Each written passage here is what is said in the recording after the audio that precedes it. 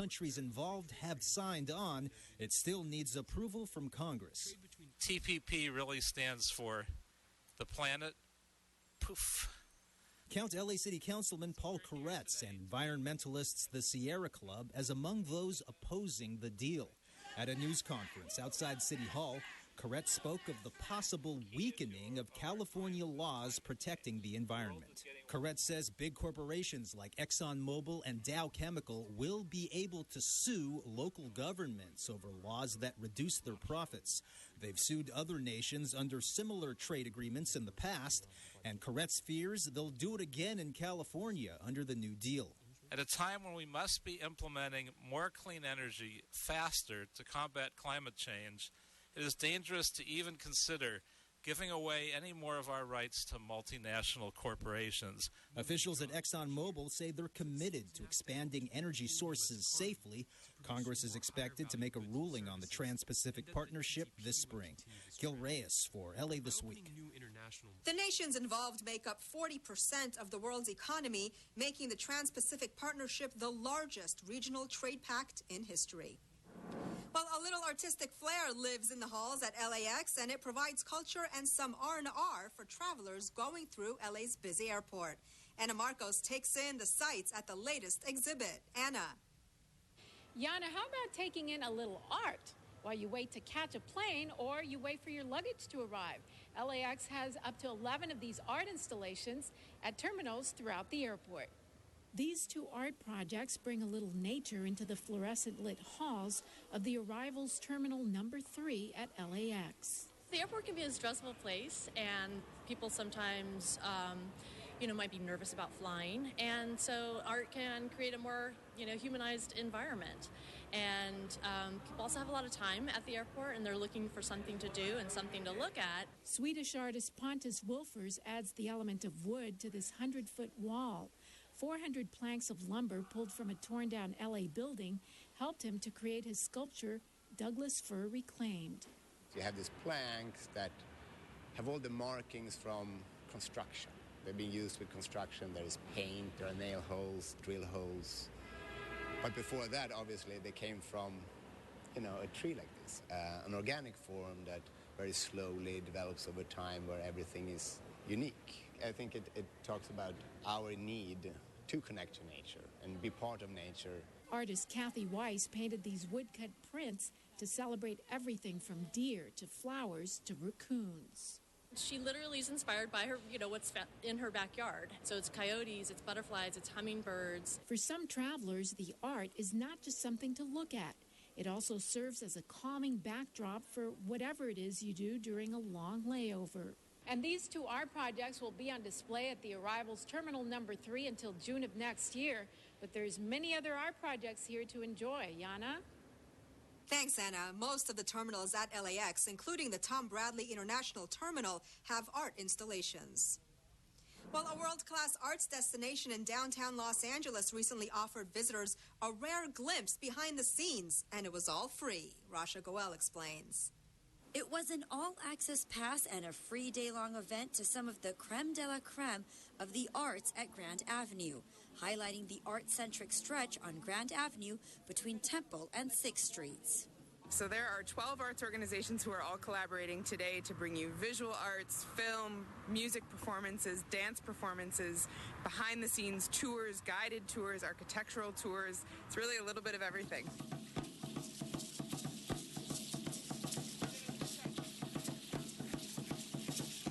It's an eclectic taste of a street that has become a distinctive centerpiece in downtown Los Angeles and has also helped with revitalizing the area. Grand Avenue is an amazing treasure. It's a national treasure, but it's really a wonderful resource for Angelinos. It's right here in downtown, and it has, in a really small stretch of a few blocks, an amazing amount of cultural and arts wealth. And it's a wealth of knowledge being offered by some of the most prestigious affiliated institutions. Participating institutions at the event were Grand Park, the Center Theater Group, the LA Philharmonic, the Music Center, Colburn School, MoCA, the Public Library, and Red Cat. We were just up watching the LA Opera. Speakers talk about how that's all put together. So I've only been here for about an hour and a half, and I've already learned so much. It's just fascinating. Grand Avenue has become a cultural hub, attracting visitors from across the world and generating a significant income for Southland businesses. I think it's great. It's a way to get the people of the city united. And it's also great because it's a venue of the arts. Just one masterpiece of a city filled with so much culture. I'm Rasha Goel for LA This Week. The Broad, an art gallery founded by philanthropist Eli Broad, is the latest venue to open in downtown LA. While LA's first responders put their emergency operations to the test as several agencies highlight what they do best. Gil Reyes has more from the LA Port. Gil.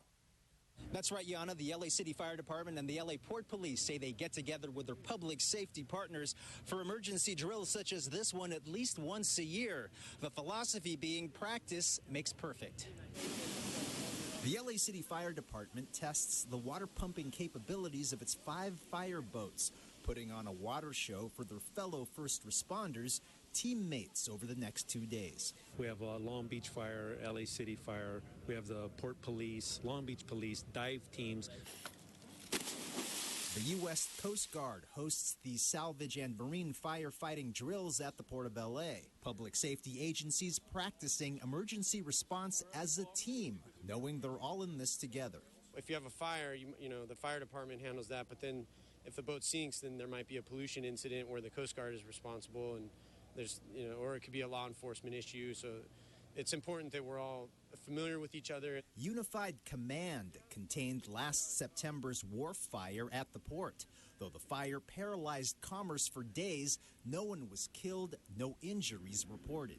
Different types of emergencies call for different types of response. It could start off as a search and rescue event, transition over to an investigative component, and then ultimately a salvage component.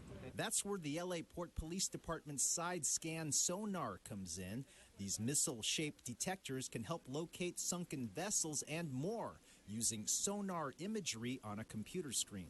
If somebody were to drown in the port, sonar could be used to locate and recover the victim. The department's remote-operated vehicles can also check if it's safe to send divers from other agencies to investigate. So all of us have been working together, and I must say very happy that we're working together very nicely.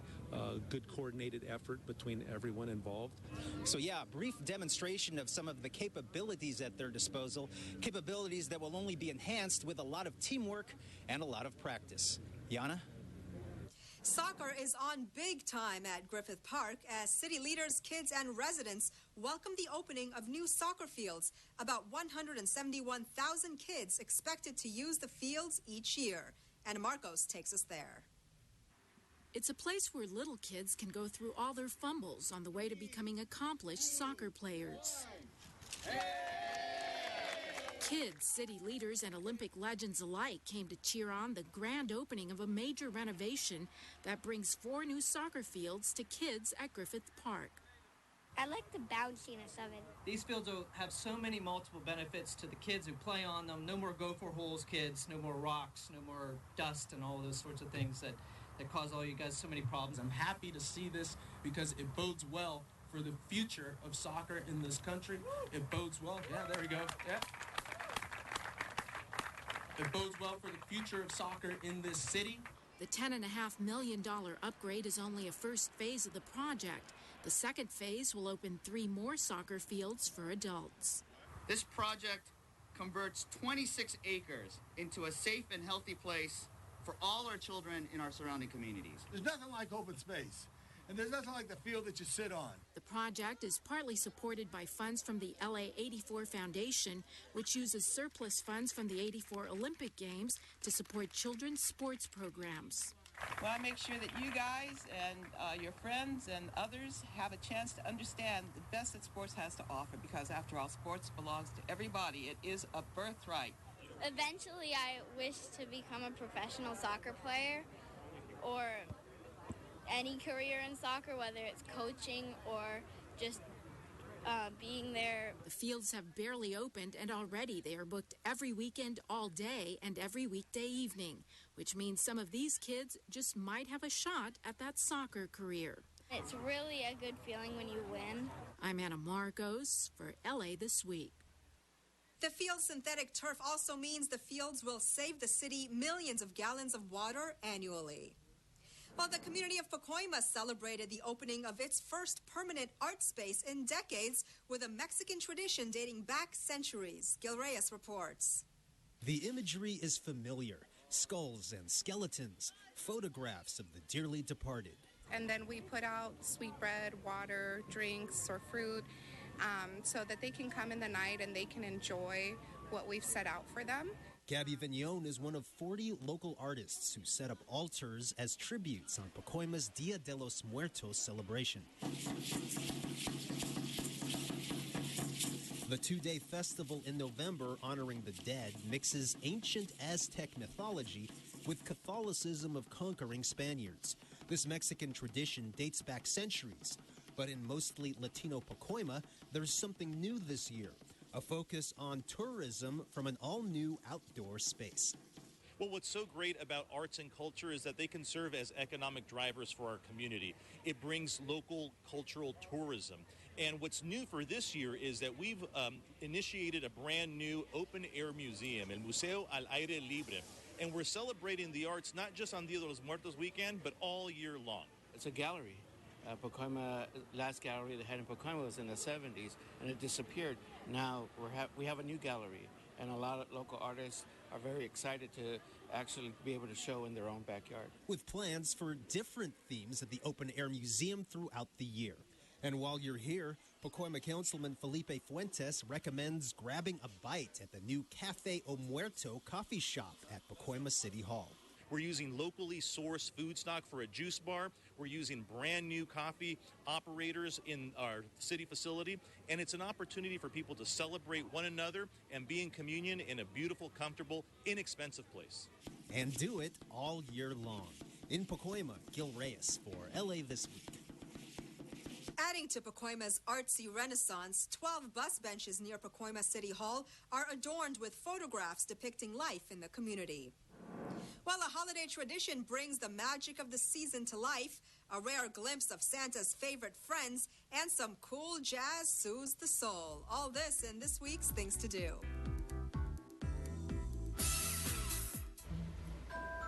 The Los Angeles Ballet presents a family favorite, The Nutcracker, set in 1913 Los Angeles. Join Clara, her uncle Drosselmeyer, and her beloved Nutcracker as she travels to the land of snow and to the Palace of the Dolls, where all of her favorite doll companions come to life.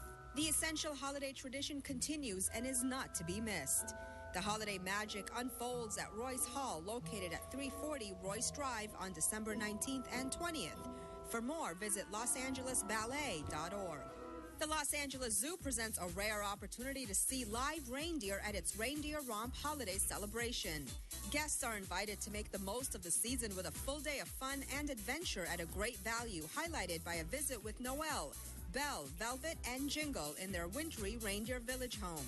The only place to view live reindeer in Los Angeles. A flurry of other activities on weekends include holiday crafts for youngsters, ice carving demonstrations, puppet shows, and other entertainment, including visits with Santa Claus in an all-new whimsical Santa Village, which runs through January 3rd. For more, visit lazoo.org.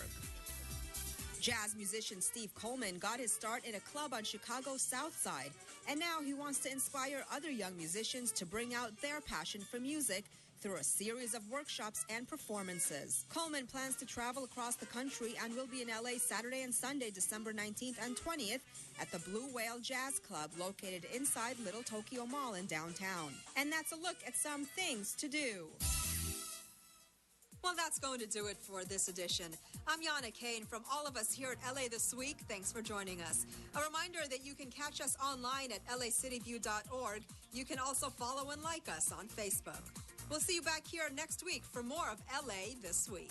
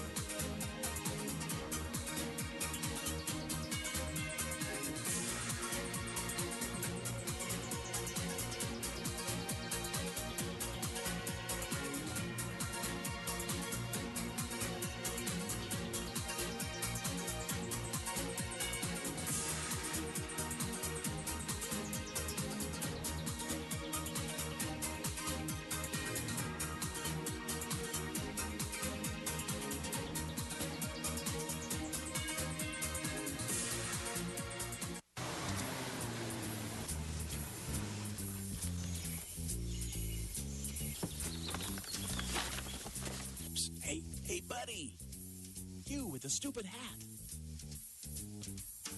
Come here. Closer. No parking! Do you know what happens when you park illegally on these narrow hillside streets? You block the street so emergency vehicles can't pass. Each year, homes are destroyed and lives are lost because of drivers like you who park illegally. And you know what else? You can get a citation. And you can be towed. Help us get to the emergency. The life we save just might be yours. How'd you know? The ball called. Hey, look out for the pothole.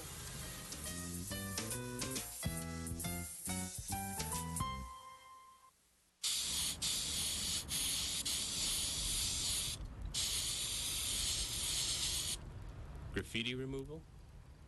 Call 311, the toll-free number for non-emergency services. 311, your one call to City Hall. Don't worry, Patty. This isn't going to hurt me one bit. Hi, I'm Dr. Eric Shapiro in beautiful Encino, and you're watching LA City View, Channel 35. Our city, our channel. Open wide.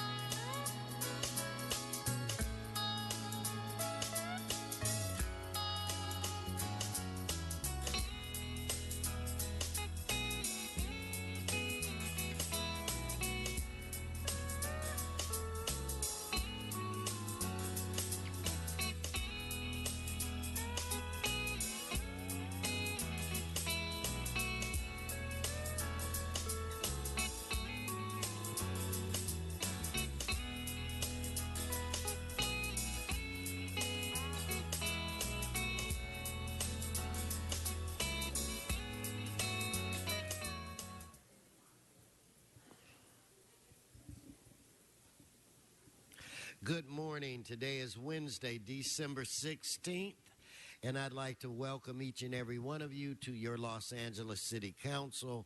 This council meets every Tuesday, Wednesday, and Friday at 10 a.m.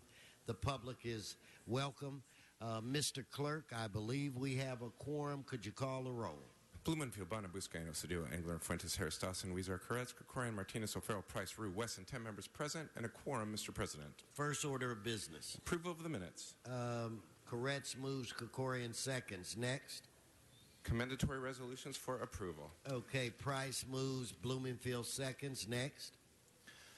Mr. President, committee reports for items 25, 28, 30, 31, 36, 38, 39, 40, and 65 have been submitted and circulated for Council's consideration. Further, there are requests to refer items 38 and 40 to the Budget and Finance and Personnel Committees. Further, there's a request to refer item 35 back to the Personnel Committee.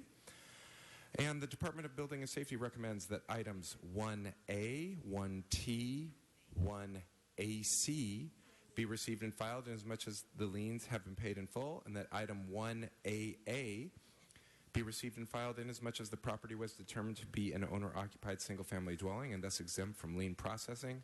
Lastly, the department would like to continue items 1X and 1I to January 15. Okay, so without objection, that will be the order. Oh, and pardon me, sir, I misspoke. For items 38 and 40, those are to be referred to public safety and budget and finance rather than personnel and budget and finance. Gotcha. Okay, let's continue. Very good, sir. Items 1 through 23 are items noticed for public hearing. Do we have cards? Yes, sir, we do. We have cards on items 1, 2, 3, 21, and 22. Okay, let's hold those items. And I'm told we need to hold item 11 as well. So let's prepare to vote on the remaining items. Let's open the roll, close the roll, tabulate the vote. 11 ayes. Let's move on to the next section. And, Mr. President, those ordinances will go over for a second consideration unless reconsidered later today with 12. That brings us to items 24 through 40. There are items for which public hearings have been held. Okay, members' specials. Members' specials. Okay, let's prepare to vote on items 24 through 40. Let's open the roll, close the roll, and tabulate the vote. 11 ayes. Mr. Clerk, continue. Very good, sir. Items 41 through 62 are items for which public hearings have not been held. 10 votes are required for consideration. Okay, so without objection, those items are now before this body. Do we have cards? Mr. Koretz. Item 51, please. Mr. Koretz would like to hold item 51. Mr. Clerk, do we have cards? Yes, sir, we do. We have cards on items 50, 51, 52, 53, 54, and 55. We'll hold those items, and we will prepare to vote on the remaining items. Let's open the roll, close the roll, tabulate the vote. 12 ayes. Okay, now what's next? Mr. President, that brings us to item 63. It is an item scheduled for closed session. Would you like to hold it on the desk? I think at this point, Mr. Blumenfield, that we should hold this on the desk. Mr. Clerk, before we go into the special meeting, we do have 12 members. So do you want to reconsider? Very good, sir. We'll reconsider the ordinances. Those would be items 4, 5, 6, 7, 8, 24, 41, 42, 43, 44, 45, 46, 47, 48, and 49. Okay, so let's vote on reconsideration. Let's open the roll, close the roll, and tabulate the vote. 12 ayes. Okay, now we'll... Mr. President, those items are now before you. Okay, let's vote on all of the items except for item 24. Let's open the roll, close the roll, tabulate the vote. 12 ayes. Okay, well, now we're going to vote on item 24. Mr. Murphy, Sean, come forward on item 24.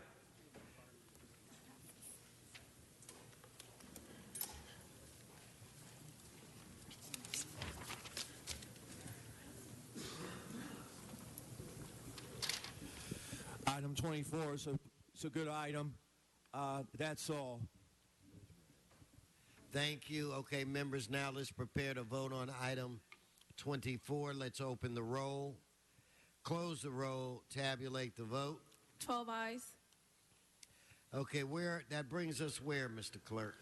Mr. President, that brings us to today's special meeting or to presentations. Then we'll, at this point, why don't we go directly to presentations? And Mr. Harris Dawson, the floor is yours.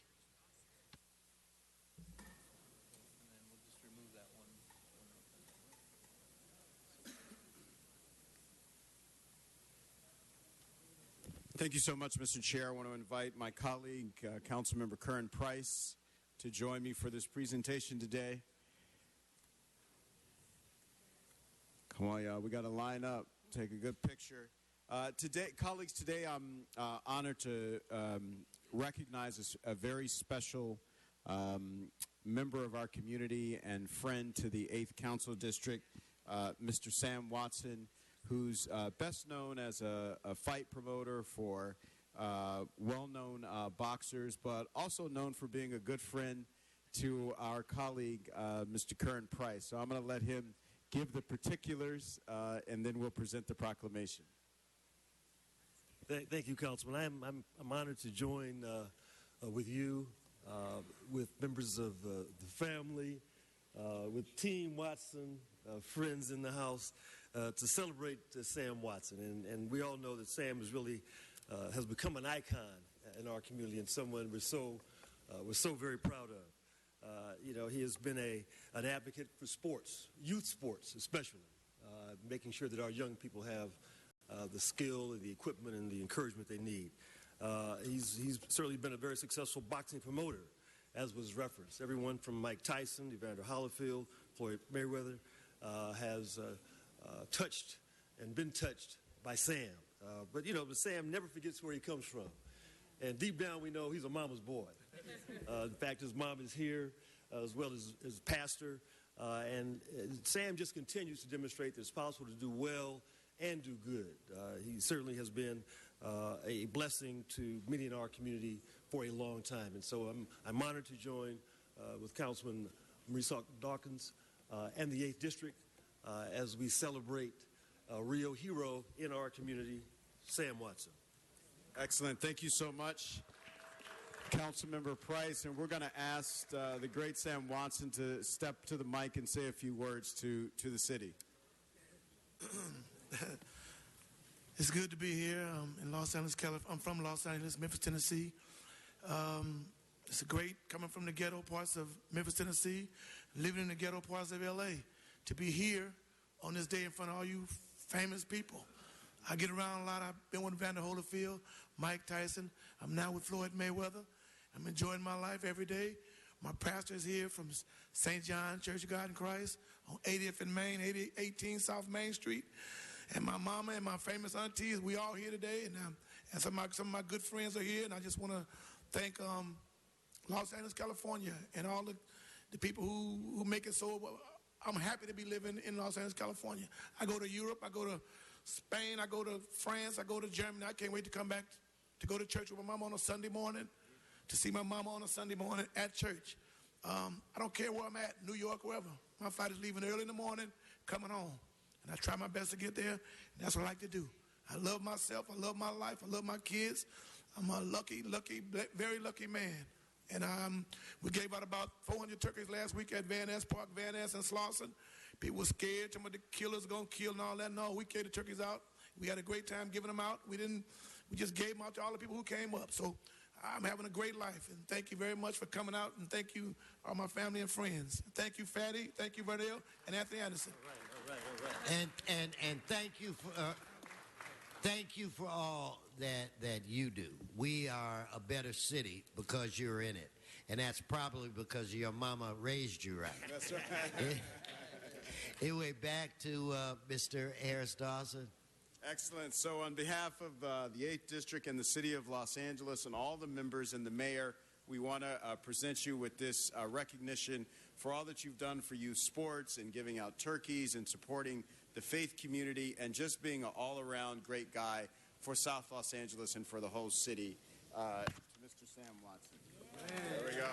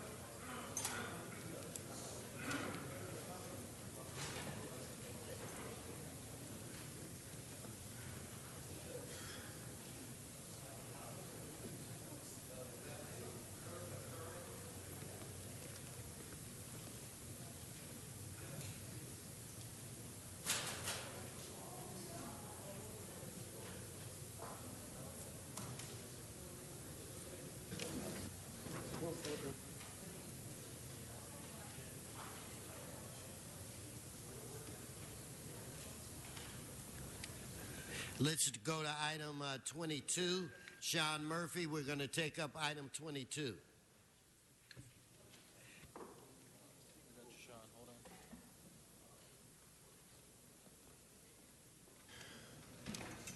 Come forward, Mr. Murphy.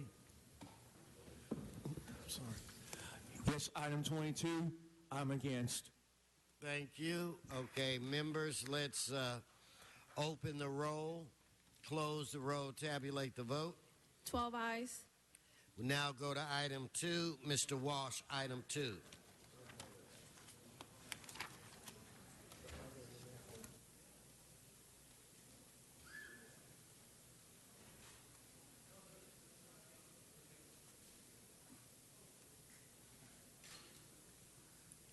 John Walsh, blogging at HollywoodHighlands.org or J. Walsh Confidential, tweeting at Hollywood Dems. This is item 2, relative to Office of Finance reports requiring approval of record liens against taxpayers for unpaid taxes. This is $34,000 from the Absolute Herbal Pain Solutions. I could use some of those pain solutions, but it's $34,379.27. Again, when you do a good job, I'm the first to congratulate you. When you're a bunch of assholes, I call you scumbags. HollywoodHighlands.org. Okay, Mr. Walsh, would you please stay where you are? We're going to take up a few items that you've called special. So on this item, members, let's open the roll, close the roll, tabulate the vote. 12 ayes. We're going to move to item 50, Mr. Walsh. Item 50? 50, yes. Okay. Pass.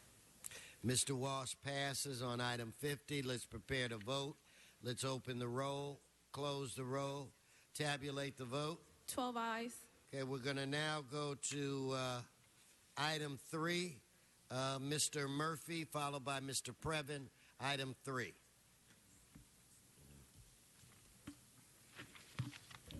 Yes, item 3, I'm still against.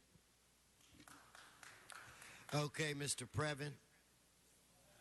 Mr. Previn passes. On item 3, members, let's open the roll, close the roll, tabulate the vote. 12 ayes.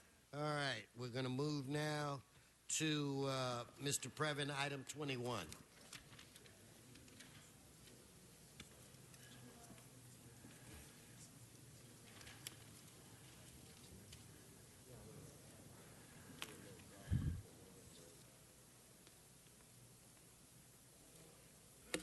Good morning, Council President Wesson and Council. It is Eric Previn. Item 21 today is in CD2, our district. It's an offer to dedicate an easement for sidewalk purposes on the east side of Tahunga, south of Houston Street, or Houston Street, actually. This is right near, I know where this is. And the question that has come up is, on these particular ones, you don't provide who is getting the benefit right on the agenda, so it's unclear. And they are coming up with some money. They're coming up with $3,300. So as I asked you last week, if you could simply adjust that and make those notices like you do on the liens and some of the other identifying, because this looks like possibly a good thing for everybody, because I think there's going to be a little sidewalk put in. I think the person's going to be able to have some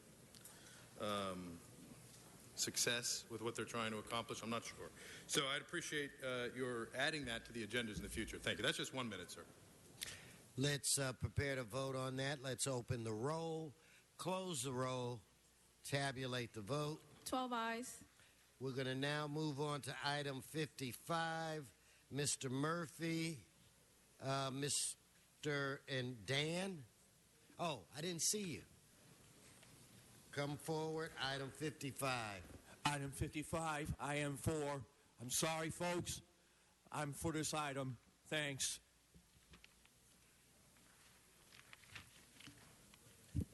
Okay, so, Mr. Gus. 55, let me see. This goes back to 2008. It hasn't worked in 2009. It hasn't worked in 2010. It didn't work in 2011. It didn't work in 2012. It still didn't work in 2013. It didn't work in 2014.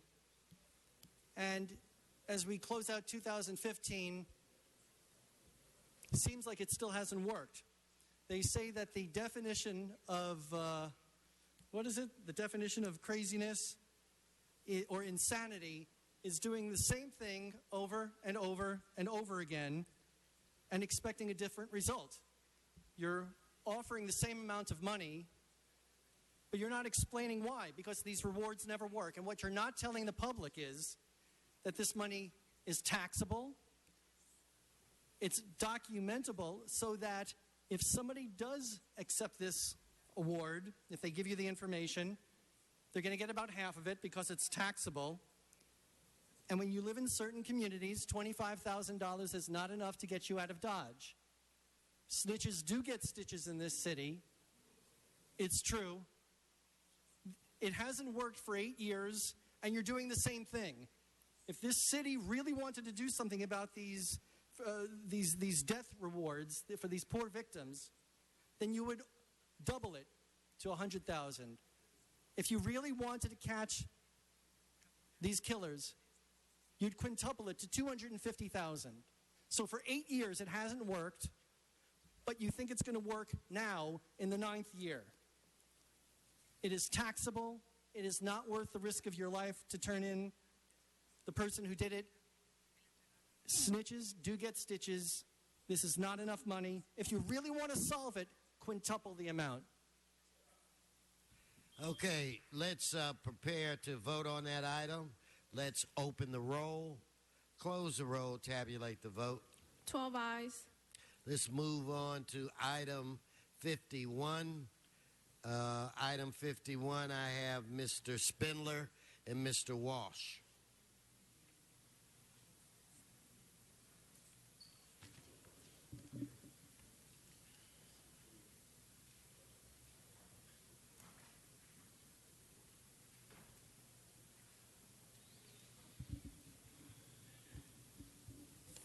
John Walsh, tweeting at Hollywood Dems.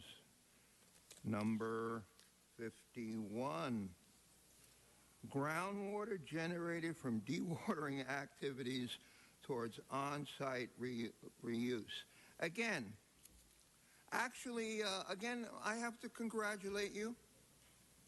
Southern California Water, the private corporation, poisoned hundreds of thousands of people. You did nothing here until it was on the media, on television. But DWP hasn't poisoned anyone. And let's face it, this city, it was called progressive. This city was a socialist city. We get our water and power from the government. And they do one hell of a better job than scumbag private enterprise. HollywoodHighlands.org. Okay, Mr. Spindler.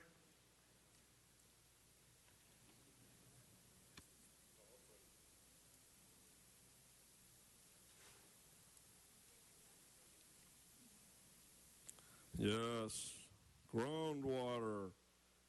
Now we're going to de-water our activities.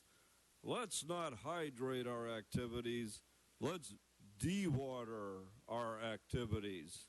Let's get the water out of our activities. And, of course, now we have the Bureau of Sanitation and the Department of Water and Power, two of the finest organizations in government history, winners of many awards for their great work for the people. Yes, they want to capture, conserve, and reuse water running off down storm drains with oil and chemical and pesticides and poison so that they can recirculate it and give it to us little people to use and bathe in and drink. Oh, yummy, yummy, yummy. All of that rotten water all filled in our bathtubs and our pools and our lawns. Yes, we don't have a right to clean, safe water.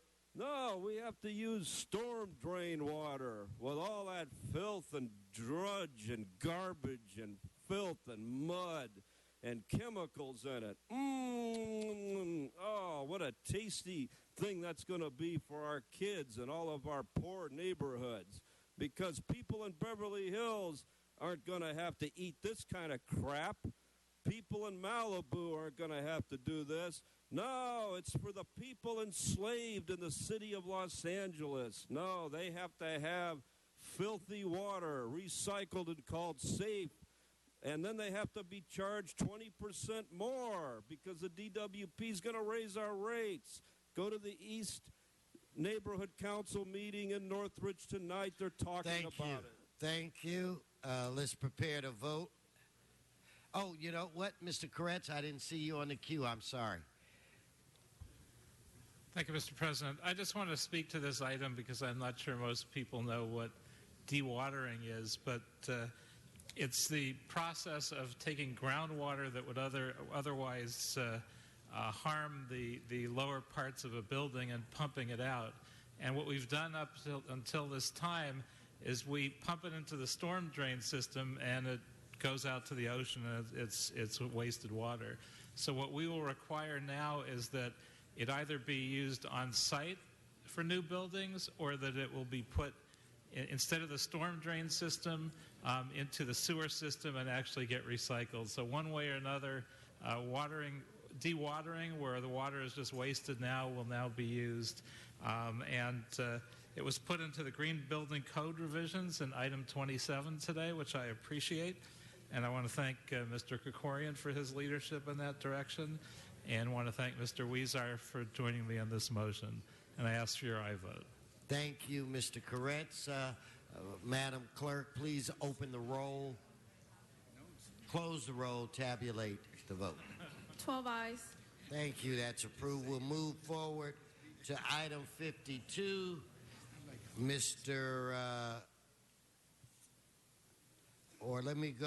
Nancy Volpert, then Mr. Walsh, then Mr. Spindler.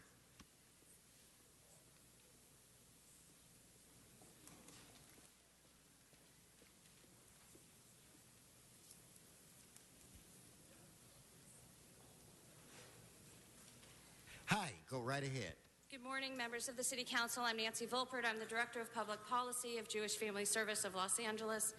Thank you for having this motion today. We are very excited that JFS is embarking on the first capital campaign in our 160-year history. We have been a presence in the Fairfax neighborhood for 4 decades, and we are in the process of beginning to develop and build a new campus that will expand our services in the community and install our roots even more deeply for the next century to come.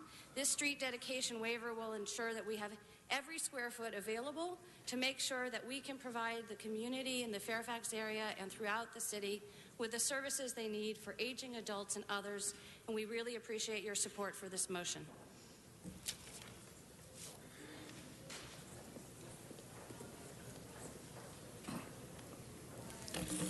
John Walsh, blogging at HollywoodHighlands.org, and this concerns the Jewish Family Services of Los Angeles. Bertha Berger was my grandmother. She was a Jew. I'm a Jew. It's very confusing the way you've written this. Any roadway widening and improvement for the project would cause impact the ability to successfully complete its project. I don't know. We don't want any roadway widening if it in any way negatively impacts Jews, just as we don't want Syrian refugees in this goddamn city. Stay on the subject. Stay on the subject. Stay on the subject. Okay, come on. No, Mr. Walsh, go sit down, all right? Get out of the center aisle. Sit down. Mr. Spindler.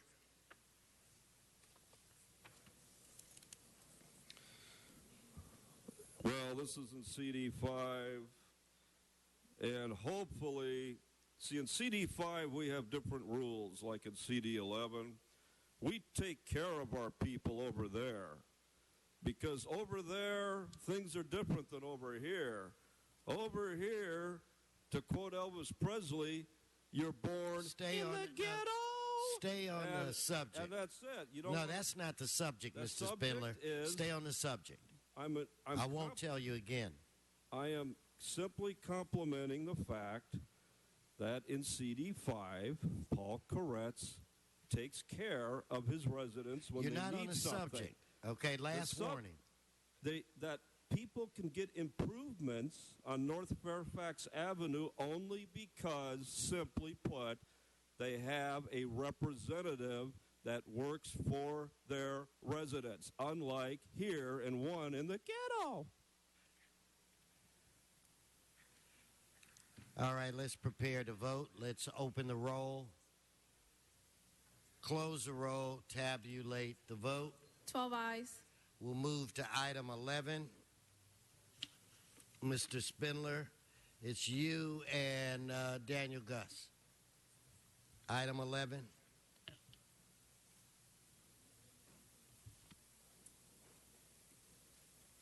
See, when issues get unresolved, I'll speak on a lot of subjects today.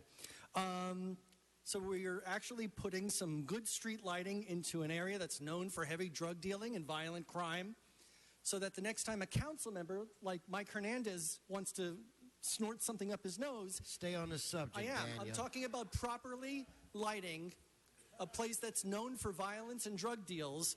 This will make better lighting in those areas. It's nice that the city actually spends money on a neighborhood that actually needs it, so that when a current or a former council member goes in a city vehicle to buy drugs. That's like not on this subject.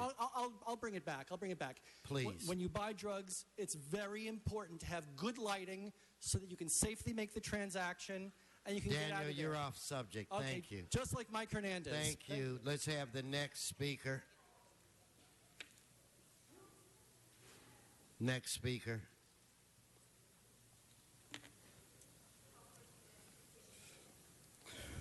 Yes, we absolutely love this item. Thank you to CD8. Thank you for CD8 and Marquise Harris and this important lighting issue. When people are there as visitors, and yes, even if they have a prostitute in the car, they need to have proper lighting. You're off the subject. They need to have. You know what, Mr. Spindler? lighting. I'm not putting up with this. Your time has expired. This has nothing to do with the subject. Okay, members, that's the last speaker on this. You want to go take a seat? Do you want to take a seat, please, Mr. Spindler? Oh, okay. You see that, Sergeant? I want to keep an eye on him. He's disrupting the meeting. Okay, now let's prepare to vote. Oh, Mr. Harris Dawson. Thank you so much, Mr. President. Just to clarify to those watching this conversation, this matter is to provide high quality and aesthetically pleasing lighting along Crenshaw Boulevard, the part of the city of Los Angeles that people will see first when they take the LAX Crenshaw line into our city. And so we're asking that this item be received and filed, and we're asking for the support of the members on that. Thank you. Let's prepare to vote. I'm sorry, Mr. President, that would take a second. I'll second it. Very good, sir. Let's open the roll, close the roll, tabulate the vote. 12 ayes.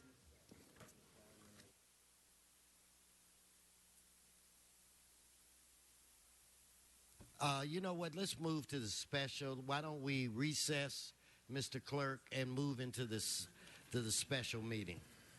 Very good, sir. Blumenfield, Bona, Buscaino, Cedillo, Englander, Fuentes, Harris, Dawson, Weezer, Carrez, Krikorian, Martinez, O'Farrell, Price, Rue, Wesson. 12 members present and a quorum, Mr. President. Item in the special on the special agenda, items 64 and 65 are items for which public hearings have been held. A committee report for item 64 has been submitted and circulated.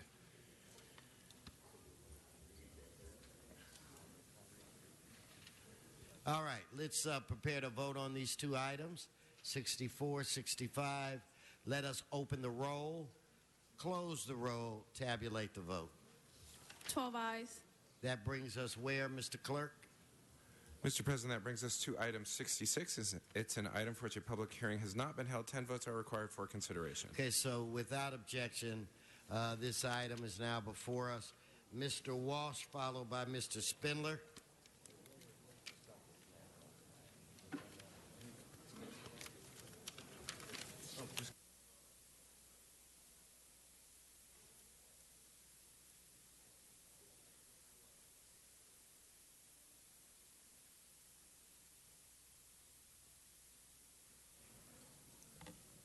John Walsh, blogging at HollywoodHighlands.org, or J. Walsh Confidential, tweeting at Hollywood Dems.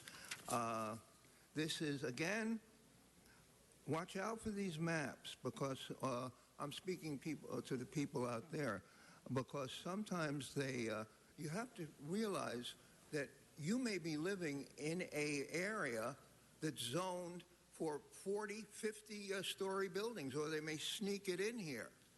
Remember, number one in this city is developers. You know, so we have to fight developers. That's what happened to Sportsman's Lodge. They're tearing it down for big developers who suck the mayor's cock.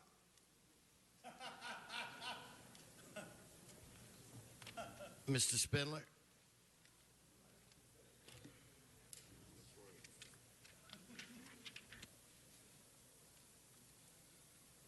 Yes, on this item, pay attention to D, 11801 North Porter Ranch Drive.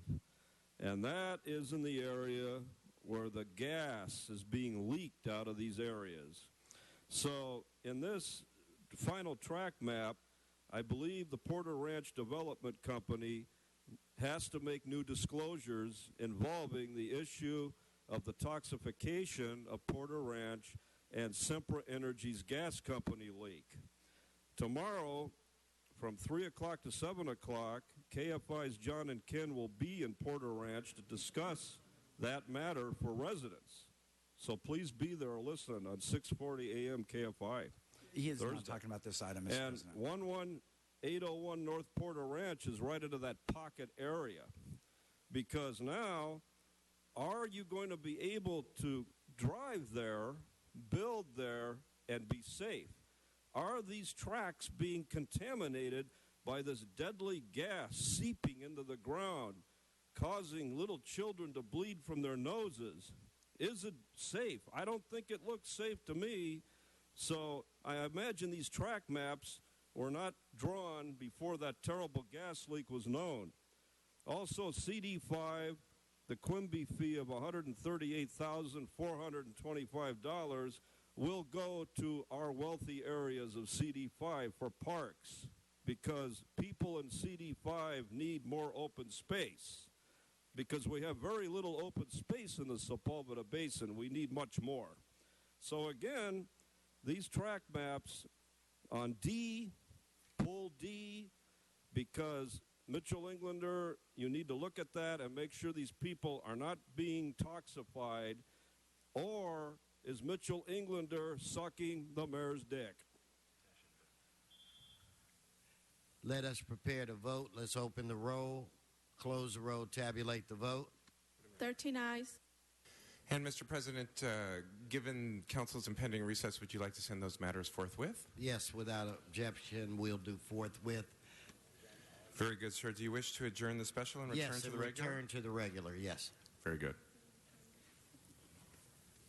Okay, what we want to do now is we want to move into closed session, I believe it is, and the items are, the item is 63. And I don't want any disruption from from you in particular, Mr. Wassel. Please sit down. Could we clear the room? Can we clear the room? We're going to go into closed sessions. In fact, we won't clear the room. We'll go into the back. And so I do have... Now,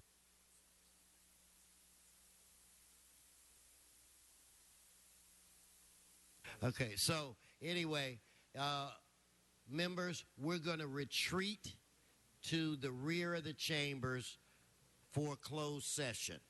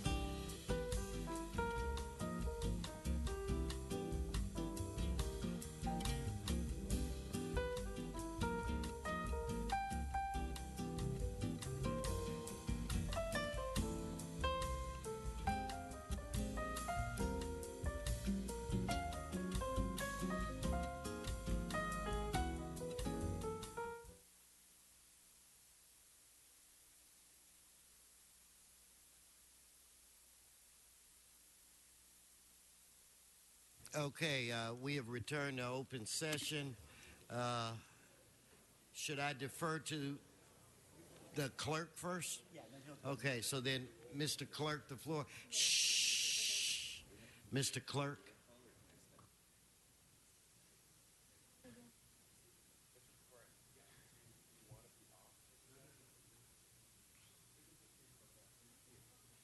Okay, Mr. Clerk. Very good.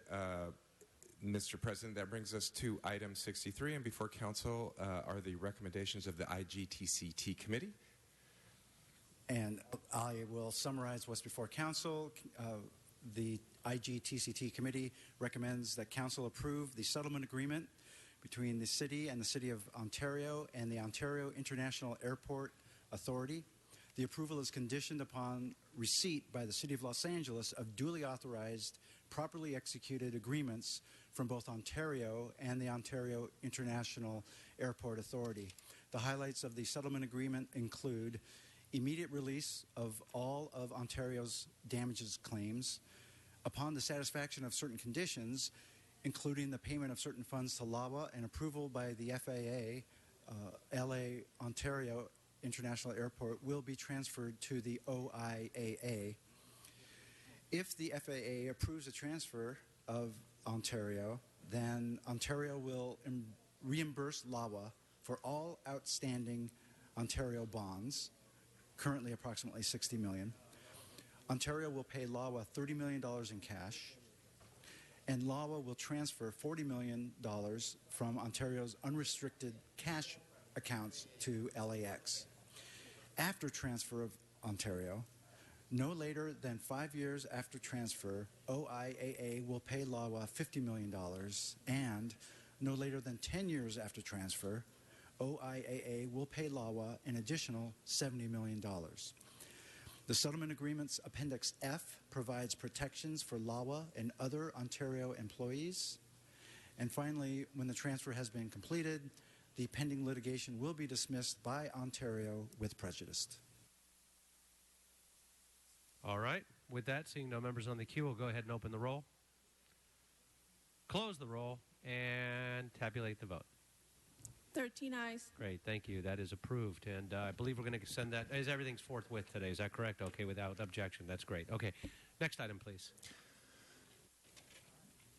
53. Eric Previn, followed by John Walsh, followed by Wayne from Encino, followed by Ms. Ramirez. In whatever order you all choose, you can claw your way to the podium. Good morning, Council. It's Eric Previn from CD2. Item 53 today, 15-1466, is your case file number, is a Krikorian Bonin motion to step into the future, sir. We are going to be, the police department has a number of vehicles. It's called the Fleet. We have taken 36, we're going to lease 36 vehicles. No, we're going to lease 100 vehicles instead of purchasing 36 vehicles. Now, obviously, that is stepping forward. These are going to be electric vehicles. I haven't quite figured out the who's getting the job yet piece. We'll get there in a minute. But there are a couple things that are of note. First of all, it's important to understand that these are non-emergency, non-patrol work vehicles, which really raises the brow as to why we are, because that means that these are vehicles that are used for other police activity, including, I hope not, sort of senior members of the department tooling around. That obviously is not something that the public is happy about, given all of the pressures on law enforcement budgets, and not just that, on procurements overall, because there's not a lot about how this is being procured. There is one also cautionary detail, which is that we're piggybacking. This is something, Mr. Englander, that I know you're familiar with, on somebody else's creative RFP. In this case, it's DWP. Now, DWP occasionally gets a good deal, and occasionally they don't.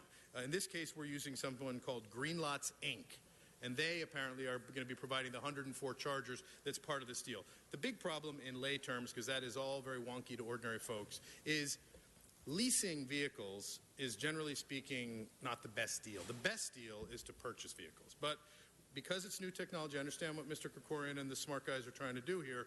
We're trying to tippy-toe forward while at the same time do something a little green But these numbers need to be very clear, sir. And I hope that going forward you'll be bringing clarity to these kinds of procurements and big steps forward. Thank you very much. Next speaker, please.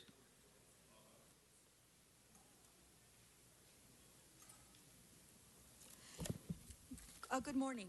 Ladies and gentlemen, no, we do not agree. Thank you, Krikorian and Bonin. This is really not a good idea. Electrical vehicles. One, we don't really know too much about electrical vehicles. And what happens if these so-called replaced fleet vehicles have electrical shortages? What if the gang-banging wetbacks sabotage Stay on the subject. Yes. Stay on the subject. We are on the subject. Stay on the We've got subject. a gang epidemic. And what Stay if... on the subject. It's your last warning.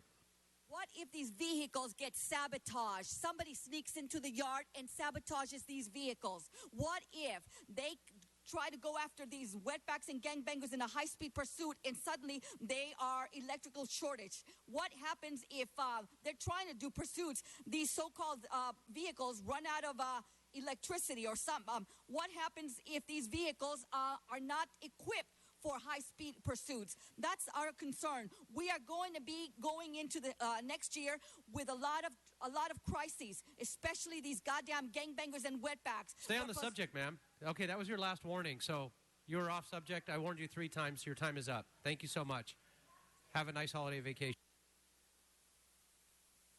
Man, you're way off subject. Please. Now you're disrupting the meeting.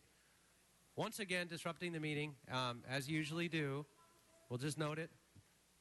Continuing to disrupt the meeting. Please, sit down. John Walsh, blogging at HollywoodHighlands.org, or J. Walsh Confidential, tweeting at Hollywood Dems.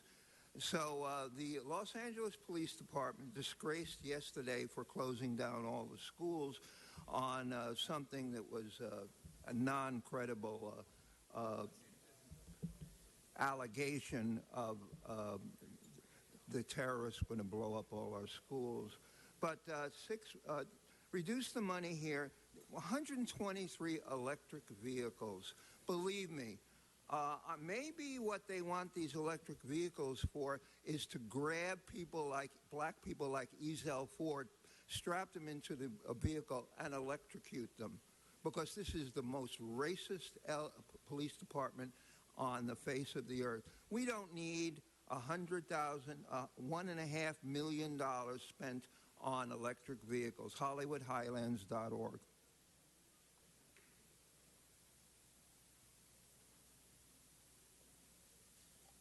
All right, Wayne. We'll let the pig speak. Stay on the subject, Wayne. Okay, now you're wasting the time. I'm sorry. If you're going to do that and you're not going to speak on the subject, you're going to forfeit your time, disrupting the meeting. Very sorry. No on the vehicles. Electric vehicles are not fast enough to run away from the stray bullets that get shot at police cruisers. All throughout the city, they're taking these cop cars and supposedly shooting the backs of them out. The cars electric do not go fast enough to run away from all of the bullets being fired at the police. So these cruisers are a waste of money. Also, they're too green. Gases are cheaper and cheaper. Gas is going down. And now they want to raise money for electric cars. Electric cars run on batteries. And when you drive your radio and play your radio too high, the battery goes down in juice. So no on these things. Like when they shut down all the schools yesterday, now somebody in a server can file one email, do not interrupt. Now they do this thing, is that the thing is not being done the right way. Okay, you're done. Thank you for your time. Disruptive of the meeting. Goodbye, Wayne. Thank you. Thank you. Please have a seat. You're disrupting the meeting. You're still not sitting down. Okay, you and your little piggy, go sit down. Thank you. So, for our special guests here who's not been here to a council meeting before, okay. So we have, just to let you know, we allow anybody by law, pretty much, to say almost anything that they can. and then unless if it's within our jurisdiction, and those are pretty wide parameters because virtually almost everything falls within our jurisdiction, and so we don't have the ability under the First Amendment either, unless they're off topic, to shut them down or they're disrupting the meeting or threatening anybody of the public, and that's really the limitation. So you all know why we get to experience this each and every day from virtually the same people. So I just wanted to share that with you. And in between all of that, we're actually getting things done on your behalf. So I wanted to welcome you to City Hall and wish you all a happy holiday season. So thank you so much. And with that, we're going to go ahead and go on to the next item. Thank you so much. Mr. President, we should first vote on that matter. Okay, we'll go ahead and open the roll, close the roll, and tabulate the vote. 13 ayes. Great, thank you very much. And that item is approved, and we're going to turn the meeting now over to Council President Mary Martinez.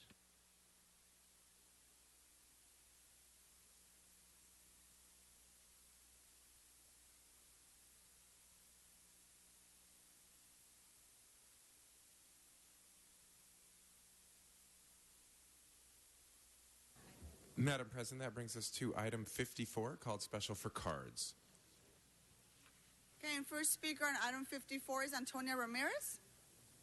Ms. Ramirez, are you here? She's not here. Next speaker is Doug Haynes, followed by John Walsh and Wayne Spindler. Oh, I'm sorry, Mr. Spindler, you are out of time. But Doug Haynes, are you here? Item 54, sir. Thank you very much. My name's Doug Haynes. I'm with the East Hollywood Neighborhood Council. I chair the Planning Committee. And if I could have everyone's attention, I understand that the disruption that occurs tends to paint a broad brush, but I do have some questions that I'd like to raise. This item came before you in August originally as a motion, and it was waived out of committee at that time. It's also been waived the second time, so there's really been no hearing on this matter. Our neighborhood council has one of the properties within its jurisdiction at 5425 Carlton Way, and because of that, we're concerned about the potential displacement of the approximately 130 people who are involved in this project. We haven't taken a position on the project because we don't have any information regarding it. So what I would ask is, because the Housing Department has also not provided us with any information regarding this, regarding relocation, and there's no relocation information within the council file, if Councilman O'Farrell, who is proposing this, would please guarantee that there would be no displacement or loss of housing by the individuals who are currently residing within these properties. And that would help us because I have to make a report to the board. I would appreciate that. And I do appreciate your time, and thank you so much. Thank you. Next speaker is Mr. John Walsh.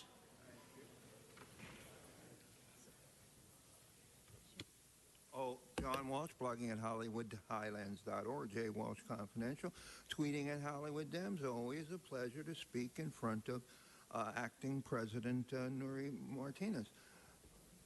Why another high-rise in Hollywood? Believe me, Caltrans said we cannot have another high-rise in Hollywood. When you're in and there's no information about it, they don't tell us, and I'm supposed to believe Miss O'Farrell up here? Displacement and loss, he is guaranteeing no displacement and guaranteeing no loss of homes. He has as much control over what's going on. He's a figurehead, as this microphone does. What they want to do is get rid of us in Hollywood. I've been there since 1976. Just as the Nazis got rid of the Jews, you want to get rid of us. HollywoodHighlands.org. Thank you, Mr. Walsh.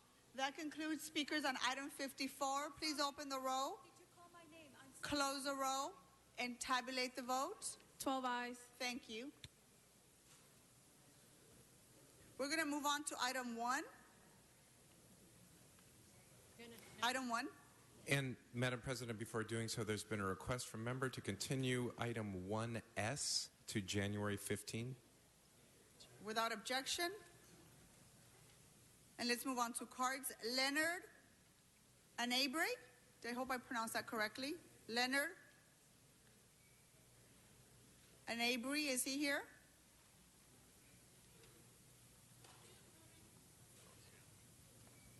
I don't see Mr.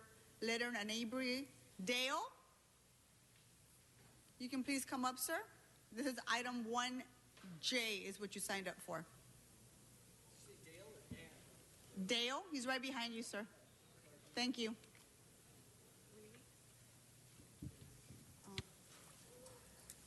Yes, my name's Dale. I was fined about 3 years ago.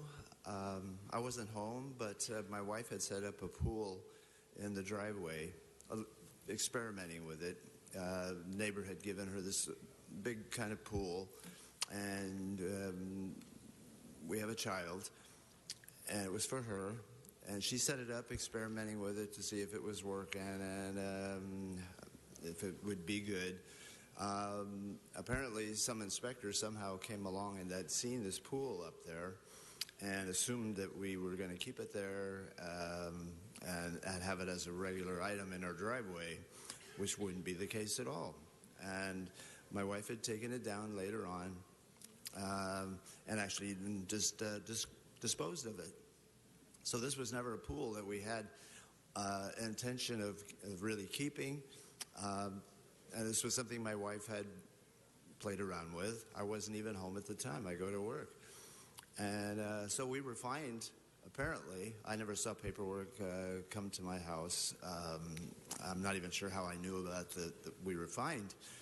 And so went to collections and so forth and so forth, and I haven't paid it. It seemed very unfair to me. Wanted to just give me a warning and say, you can't have a pool in your yard that's not protected, so children can't fall in there. So I've never been able to get in touch with this person that came along and inspected and see if they could change that just to give us a warning or lower that fine perhaps to a smaller amount. So that's why I've come to appeal that. Sir, I don't mean to cut you off. I've just been informed that your item's been continued for 3 weeks, and there's a staff member. Wave your hand, Semi. She will speak to you regarding your 3-week extension. And Madam President, for clarification, that's item 1J, and 3 weeks takes us to January 12th. Okay, very well. Our next speaker is Lisa Walker.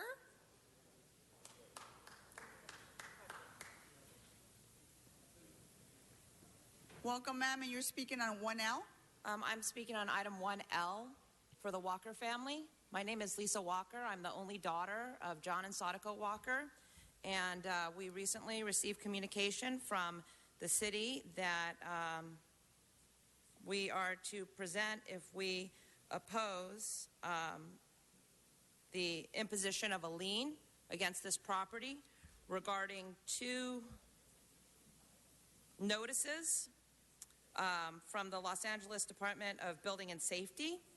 It appears that a property title report was generated on which 2 addresses are listed, the proper address of the owner-occupied address, or property rather, and an erroneous mailing address to which all of the exhibits that are part of this case demonstrate that that's where the notices were sent to. This erroneous address has no connection to our family.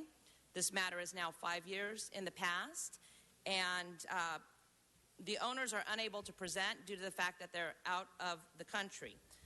With that said, I am here on their behalf without a power of attorney. Ma'am, I don't mean to cut you off, but I've been informed that your item's been continued for 30 days. I kindly request that the item be continued for 60 days, please, so that I can do some fact-finding related to this. Mr. Kokorin? And stick with 30 days for now, but if you'd step over here, one of my staff members will have a conversation with you, and we'll see if we can help you to get the facts you need within that time. Thank you. I thank you for your attention, and I wish you a pleasant holiday season and a happy thank you new very year. much. Same to Thank you. ma'am. You as well. And that's item 1L, continued to January 15. Next speaker on item 1 is Dan.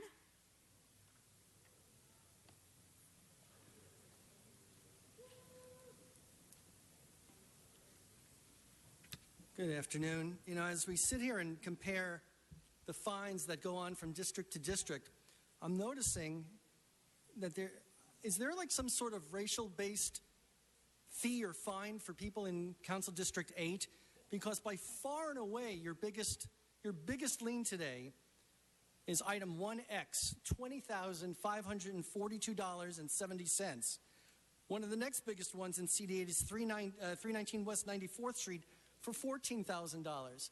Why are people in CD8 being given liens that are triple, quadruple, 10 times the amount of the liens of the people in the other district?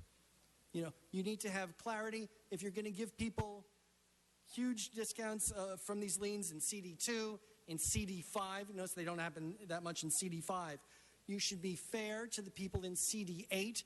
They deserve representation. Just remember, you deserve the government you get, but for some reason, the people in CD8 are getting these much, much, much bigger liens, and it doesn't make sense, and there's no explanation. The city should be fair to the people in the poorest districts of the city as they are to people in more affluent areas of the city. It's like, why is this property have a lien for $20,000? Could it be because it has two different addresses listed? Maybe that should tell you something, that you're not reaching the people you need to reach. How can it have two different addresses on two different streets? It doesn't say it's a multi-unit dwelling. You need to be fair to the people in CD8. You get the leadership that you deserve. Thank you. The next speaker is Eric Previn. And Mr. Walsh and Mr. Wayne Spindler, both of you are out of time. Mr. Previn, you're next on item 1, sir. Greetings. I'm going to take 1 minute on this, but these are kind of some sobering remarks. I must tell you, team, this is an unsavory holiday activity to be collecting from 27 different residents. And I've looked at some of them. I haven't looked at all of them. I looked at the ones in CD2 because that's where I reside, and I try to pay attention. You know, a lot of this is compounded penalties and fines and stuff that hurts. And it hurts, I think, ordinary individuals who do pay their taxes but do not have a lot of resources. And then to bring them down here is a kind of a public shaming idea, which I support the idea of getting people to come to pay their tab, but just to bring them back and keep continuing it back and forth, it's very unsettling. And if we're making, or if there's a lot of revenue to be had in this space, that's one thing, but I think there's not. So I think that what this really does is it gives ordinary folks the impression that City Hall is just a onerous taxing agent, and I think there's so many positive things that we could focus on, Mr. Buscaino. And so, you know, if the City Council would consider maybe moving these to a less embarrassing space and maybe doing them, maybe having an amnesty program now, because I think it would be appropriate, Mr. Fuentes, to eliminate some of the fines and penalties like we do for example, in the LA Times today you can read about people who are having their fines reduced, like Mr. Weintraub for the Sportsman's Landing project and others. So my proposal is do something nice for the holidays and ease off. Thank you. Thank you, Mr. Previn. Next speaker is C. Bryan. C. Bryan on 1R.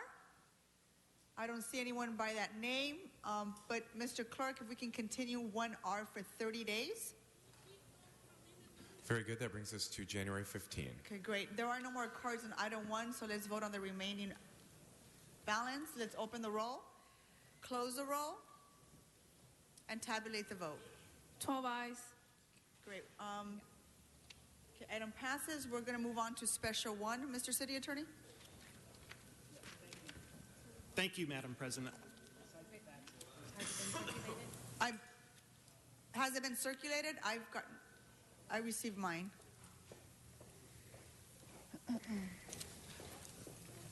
Thank you, Madam President. Since the posting of the agenda, the city was informed that there would be a delay in LA Housing Services Authority. Mr. City Attorney, I'm going to pause you for just a second. It seems like several members have not received. We got the Special 1 item has. Okay, I'm sorry about that. You can continue now. Thank you, Madam President. I'll start over. Since the posting of the agenda, the city was informed that there would be a delay in LA Housing Service Authority's accrediting and thus funding Recycled Resources. Recycled Resources is a volunteer organization that provides services to the homeless in Northeast Los Angeles. Immediate action is necessary prior to the recess if Recycled Resources is to continue providing shelters to the homeless. Okay, we're going to vote on, we have two votes coming up. Yes. We're going to vote on the findings. Yes. First, council must make findings pursuant to Government Code Section 54954.2 before considering the substantive motion. Very well. So that's before us now, members. Let's open the roll, close the roll, and tabulate the vote. 11 ayes, 1 no. Thank you, Mr. Weezer. Thank you, Madam President. And colleagues, Recycled Resources is an organization that took it upon themselves to find a location to house some homeless individuals in Northeast Los Angeles. As you all know, a majority of our homeless services are concentrated in a few areas in Los Angeles. But what's great about this is that we are moving toward decentralizing these services by opening up winter shelters throughout the city of Los Angeles. And when an individual comes from a certain neighborhood, gets support in that neighborhood, they are most likely to get back on their feet because they have a support network around them. So I want to thank Recycled Resources for taking on this very important work. The issue is, and the reason this is a Rule 23, is that this facility was slated to be one of the LAHSA facilities with the additional $12.5 million for opening up additional winter shelters because of the oncoming El Nino. However, it may or may not be one of those facilities because LAHSA has not made that determination. They have some concerns about pews and where the people will sleep. However, if we provide separate money as a private entity, a non-governmental LAHSA agency, they can continue doing their work, and they need the support to get through these next few months to remain open. I was there last night, and let me tell you folks, if you had seen or been there to visit and seen how appreciative these individuals are to have a roof over their heads, we should be doing more of this. And these $20,000 in discretionary funds will help them stay open for these next months without jeopardizing us putting them out in the streets. And I want to thank the city attorney for verifying the need to do this at as a Rule 23. And this just came to our attention. I asked for your aye vote. This would allow us to move forward with 36 additional beds for homeless who need it. And they're at capacity. People are still coming, and we need more of this. Thank you so much. Thank you. I'm going to go ahead and call cards on Special 1. Rebecca Prine. I can't make out the N in your spelling, but That's welcome. Okay. Prince fine too. Thank you, ladies and gentlemen, and our elected officials for letting us come forward and speak. My name is Rebecca Prine. I am the founder and director of Recycled Resources for the Homeless. We are a small grassroots organization that serves our neighbors that are experiencing homelessness in Northeast LA, which includes Eagle Rock, Highland Park, Glassell Park, Cypress Park, Montecito Heights, Herman, that area. We have folks that are living along the Arroyo Seco River who have been living there for quite some time. We also have folks that are living along the LA River. Our concern was that nothing was being done, and we wanted to be proactive in addressing the threat of El Nino. We approached the city council members who represent our districts, and unfortunately we were not able to locate a building. So we approached All Saints Episcopal Church in Highland Park, who graciously opened their doors for us. The Father is also here to speak to you today. We have 30 people that are staying in our shelters who have been repeat guests since we opened. This is very phenomenal for the population that we are serving. We are asking for this support so that we can continue to operate while the council is on recess. We had approached Cedillo's office in March of this year asking for the Highland Park Armory to be used for a regular full-time operating homeless access center, as we have no homeless services in our community. However, we were informed that was not an option for us. So we are disappointed that Cedillo is now tied up our funding in looking at the Armory, because the Armory is in such a state of disrepair. Even if we're approved for a winter shelter. It would not be operating as a winter shelter until 2017, and our folks need help now. So thank you very much for your attention on this matter. Thank you, ma'am. Next speaker is Father Clark Prescott, followed by Monica Alcaraz and Wayne Spindler. You did this first.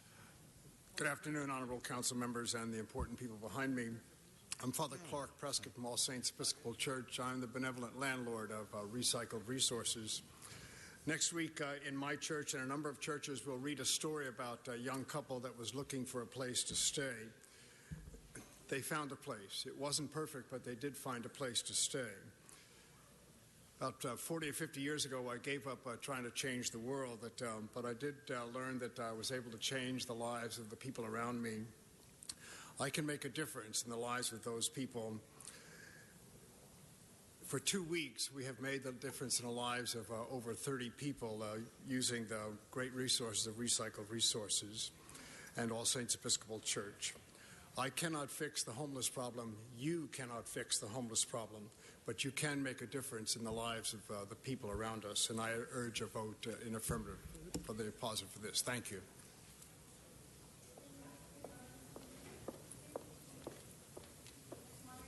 Yes. Hi, my name is Monica Alcaraz. I'm president of the Highland Park Neighborhood Council. I'm also a volunteer at Recycles Resources for the Homeless, and I'm also the CS coordinator for Northeast LA. The shelter is very important in the work that I do day to day. We are assessing people through the coordinated entry system. We are linking them to services, and this is making my job a lot easier. The people that we are seeing are the people that the council is worried about, the people along the arroyo, along the river, and most of the people there, I would say more than half, are from that area. So please support this. It's very important. I sleep there. Rebecca sleeps there. The father sleeps there. And it's all volunteer. Nobody's getting paid to do this. And we're providing a solution for you, for the people there. So please support it. Thank you. Next speaker is Wayne Spindler, followed by John Walsh and Gus. Well, here we go again with these emergency last-minute motions that cannot be agendized in the normal human manner. I wonder why, in the age of the internet, why that couldn't have been placed on today's agenda. There was a recess for special meeting in the back regarding closed session. Why couldn't, while you were having the session, that the Sergeant-at-Arms could not have announced to the public, we are having a special item 1. And under the Brown Act, each speaker, if you wish to speak, can get up to 2 minutes to talk about this item. If you would like to talk about this item, it's on the board. Why all the sneakiness? Why all the underhanded procedural tactics? Where is the transparency? Why can't you be transparent in these things? I'm outside right now. I came in here today. I don't see the Arroyo Seco being flooded today. It's not underwater. It's not flooded. It's not underwater. Nobody's life is in danger. There's nobody bleeding. There's nobody drowning. There's not a fucking emergency right now that requires a 23 to be put on this agenda in this manner. You're only doing it because you know that I brought my puppet today and he was going to talk about this. You know that Gus is here. You know that we're here. You know Antonia's here. You know there's speakers here today that are going to talk. So to prevent us from speaking and doing everything possible to prevent it, you're going to ram something through. We got to run over and put special 1. Everybody's confused when you could just start being open and transparent. But you don't want to be open and transparent. You want to run this city like the Familia Cosa Nostra, and it's the way you're doing it. The Cosa Nostra is alive and well. Attorney General of the United States, shut this down. Next speaker is John Walsh, followed by Gus and Brian Barajas.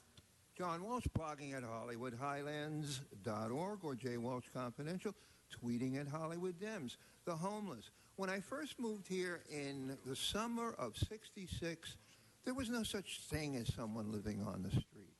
No such thing. When I left and came back and moved back to L.A. in '76, very rare that we'd see someone on the street. Maybe once every 4 or 5 months you would see somebody downtown living on the street. Now the city is out of control with Mr. Garcetti and his lover, Mr. Dake. Okay, let me tell you the simple solution to this.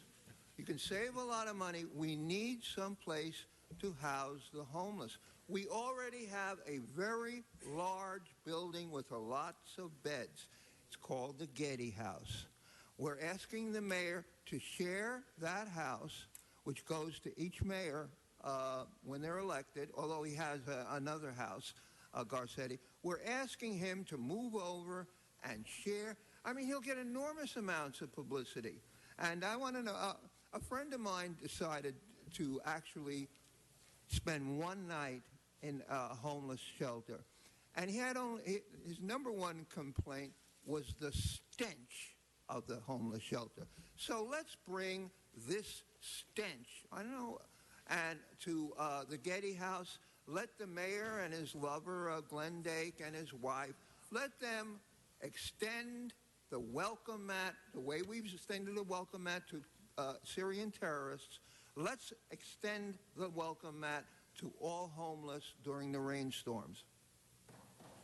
Thank you. Next speaker is Gus, followed by Byron Barajas and Antonia Ramirez. Yeah, I echo everything Wayne Spindler said. But this is a really important move. I applaud Mr. Huizar for leading it. But where is the transparency? You know, if this really, a few months ago, you declared an emergency on homelessness, an emergency for veteran homelessness, and this comes up out of nowhere. So if this is really an urgent matter, since there isn't a flood today, if it's as urgent as you say it is, please, you're the highest paid city council members in the United States. Take $1,000 out of your $186,000 salary. Each of you, show us how important it is. You make $186,000, about 4 or 5 times the median income in Los Angeles. Show us how important it is. You make 4 or 5 times the median income in Los Angeles. Take $1,000 out of each of your 15 pockets and really give these people the funds that they need. I respectfully disagree with the father that you don't know how to cure homelessness.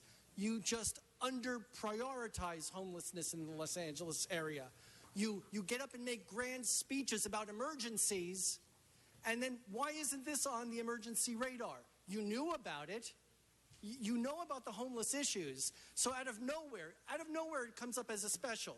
And you're throwing this cockamamie bull at us. If it's really important, and I support it, take $1,000 out of each of your pockets and then take $5,000 out of your DWP money each. That'll really give these people a chance to help the homeless. Take $5,000 out of your how many millions of dollars you each get for these little pet projects in your area. $1,000 from you personally, $5,000 from your DWP money. Put it together, 60, 90, about $90,000, $100,000.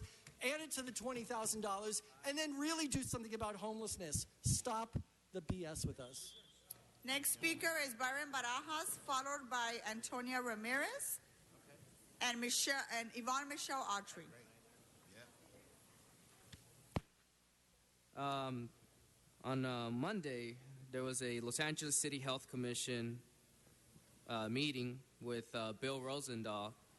Mr. Barajas, this has nothing to do with special one, sir. Well, I think the point of that meeting was that there was about 28,000 homeless individuals. 17,000 of those were unsheltered. And my point is for this is 36 new beds, but the problem is how many do you actually need?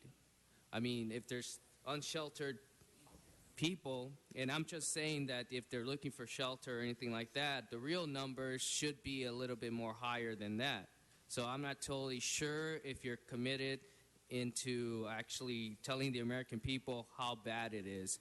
It is bad. But the other aspect is, what is the recovery plan that you will initiate in order to help these folks and also set the example for the world? And so that's my point here. It's 36 new beds, but the real numbers, I don't know what the real numbers are. I don't know what do you actually need? What are the real facts? What are the real numbers? Because 17,000 unsheltered homeless individuals. And then the other question is, have you actually found shelter for those 17,000 individuals? So that's just a question I have for all of you. Next speaker, Antonia Ramirez, followed by Yvonne Michelle Autry. I'm sorry, could you start the clock? Thank you very much. I am homeless and a victim of gang stalking crimes, so I'm not talking out of my ass. All these emergency shelters have the following problems. They have MRSA, scabies, bed bugs, staph infections, brawlers, meningitis, encephalitis, legionnaires, loud toxic noise, harassment, theft, junkies, foul smell, stench, gang stalkers. It's unsafe and it's filthy. And why would you want to go into something like that and breathe that stench all night long and infect your lungs? Not a good idea.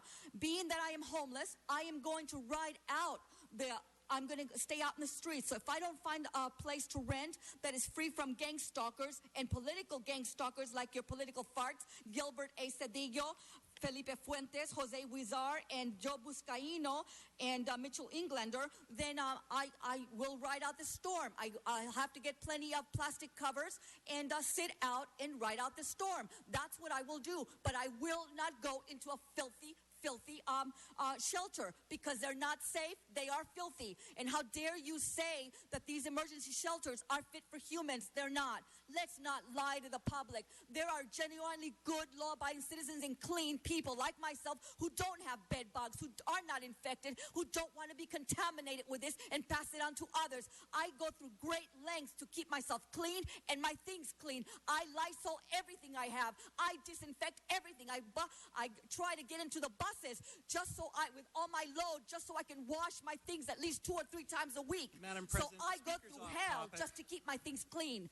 Having said that, ladies and gentlemen, I also took another option rather than shelter. I went into the Best Western Plus Dragon Gate Inn Hotel. Again, this Best Western Hotel located in Chinatown, 818 North Hill Street, Los Angeles, California. And today I was told by Stephanie I was not allowed to extend my stay. So some political fart is... Thank you, Ms. Ramirez. Next speaker is Yvonne Michelle Autry, followed by Oscar Mohammed.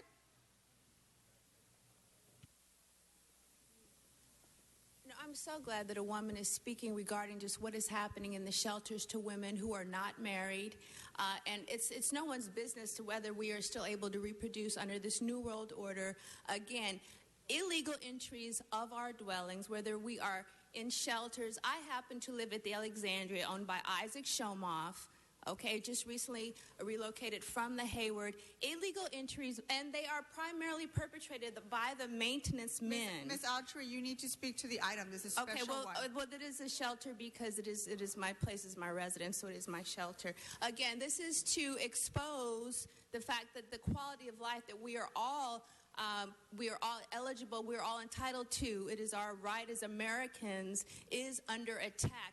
And again, as my colleague stated, illegal entries. I walk in, there are feces, urine. People have been having sex, sparing, like they're copulating on my sheets, all to diminish. Ms. Autry, this is about a very specific Well, this is happening in shelters. But this is about a very specific location in Highland Park, ma'am. No, you need to speak to special one. Well, I'm speaking to that particular shelter then, so you cannot shut it off. Because this will be on the record, because you are liable, because we are speaking, and it is on the record, so that you know what is happening now to silence those of us who are exposing the fact that our quality of life is under attack by employees, either of the owners, the landlords, or the service providers. Dead cockroaches, lice, bed bugs, germ warfare. I can't keep food in my apartment, in my refrigerator. I come back there's lice, vermin in my apartment, just to diminish and lower my standard of living, which is not American and it is not constitutional, and it is exposed, and you are liable because now it is on the record. So again, we have a right, again, to a standard of living, whether or not we are single, notwithstanding that we might be recipients of affordable housing benefits. Next speaker is Oscar Mohammed. Thank you. You're done. Your time has expired, ma'am. Mr. Mohammed, I'm going to remind you this is about a very specific item. special one, you need to stick to the item, okay? About shelters, homeless shelters. No. It's not about shelters. It's about a very specific shelter in Highland Park And funding for it. It's not in a very shelter. That's specific shelter. There's one It's shelter. a very specific shelter, and it's funding. That's what the item's about. I'm just reminding you what you need to stay on topic on. Okay, all right, yeah. But, yes, my name is Oscar Muhammad. I speak for the oppressed. I speak for the struggling poor, and I speak for culture change. But it seems like we should have a change in this political system that we have, though. This political system misrepresents African Americans. This political system is telling us that we are the victim of a fallen society, and all of us have failed in this society. Seem like we just stick with the homeless people as being the only people that need help in this society. I think many citizens of America need help, and just giving attention to the few. But maybe we should do something with the shelters in Los Angeles, what they do with the shelters in Arizona.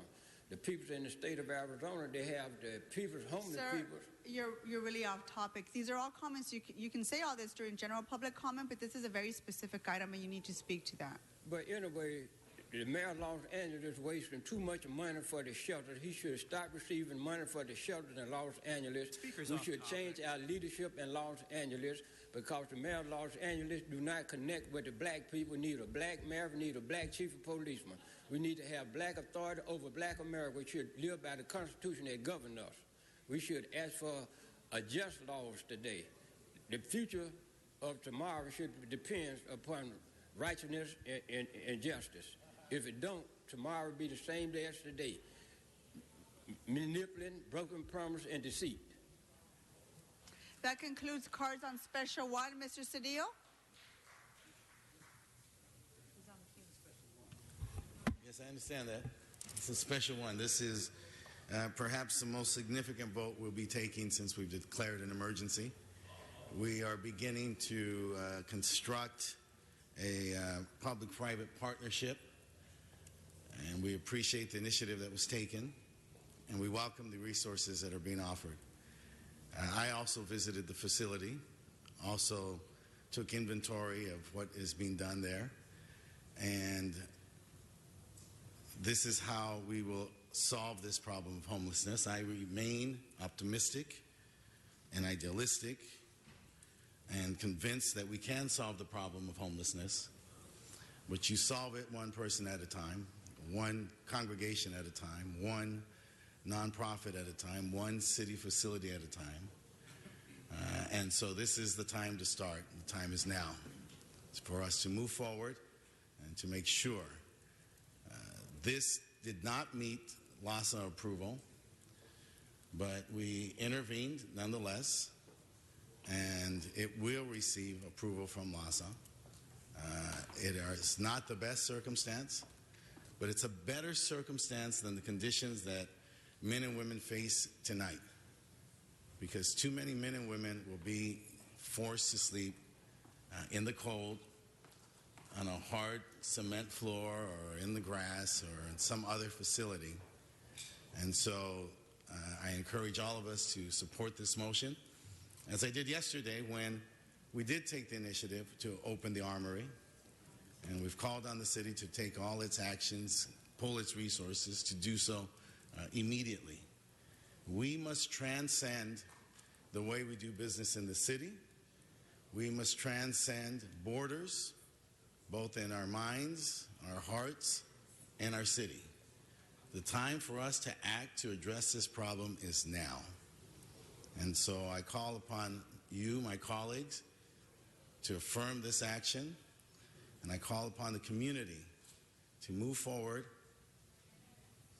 and to do what the season calls for us to do, to be people of generosity and to be people of faith, and to do and help our fellow brother and our fellow sister.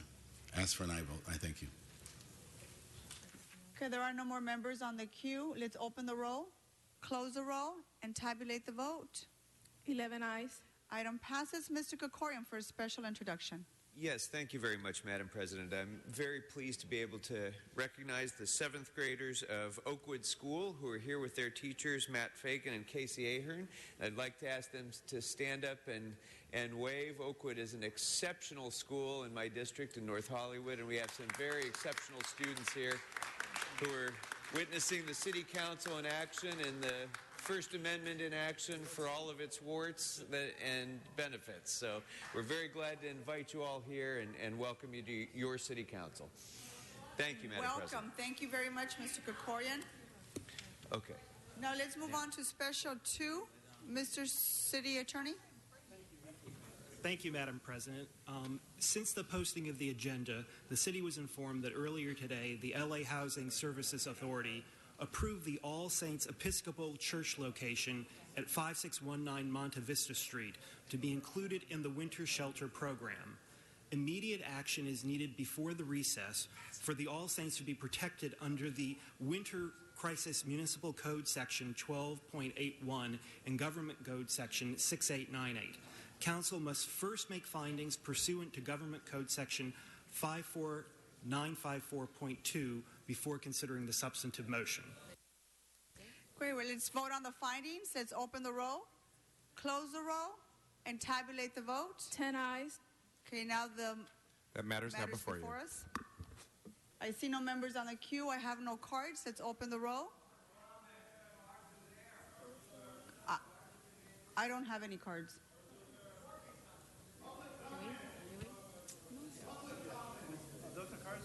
Are the cards coming? This is on Special 2?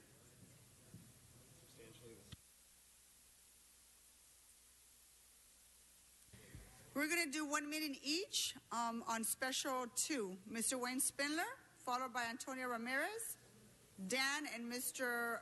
Barajas. If you're ready, sir, yes. Just as Mr. Krikorian was talking about the First Amendment, the warts and the feathers, you pull another one. You pull another fast move on the public. I hope the people on Channel 35 are watching this. You see, they go for the punchline, the flashy phrase, the emergency this, the veterans that, in the LA Times and on KTLA. But why aren't you letting the public know about these things when you're making your agenda? It's not an emergency thing. Why are you not being more forthcoming with the public? And when that happens, you get our ire. You have to stay here longer. You have to listen to us. This is an important thing, Special 2, for you to support, and I want you to support it.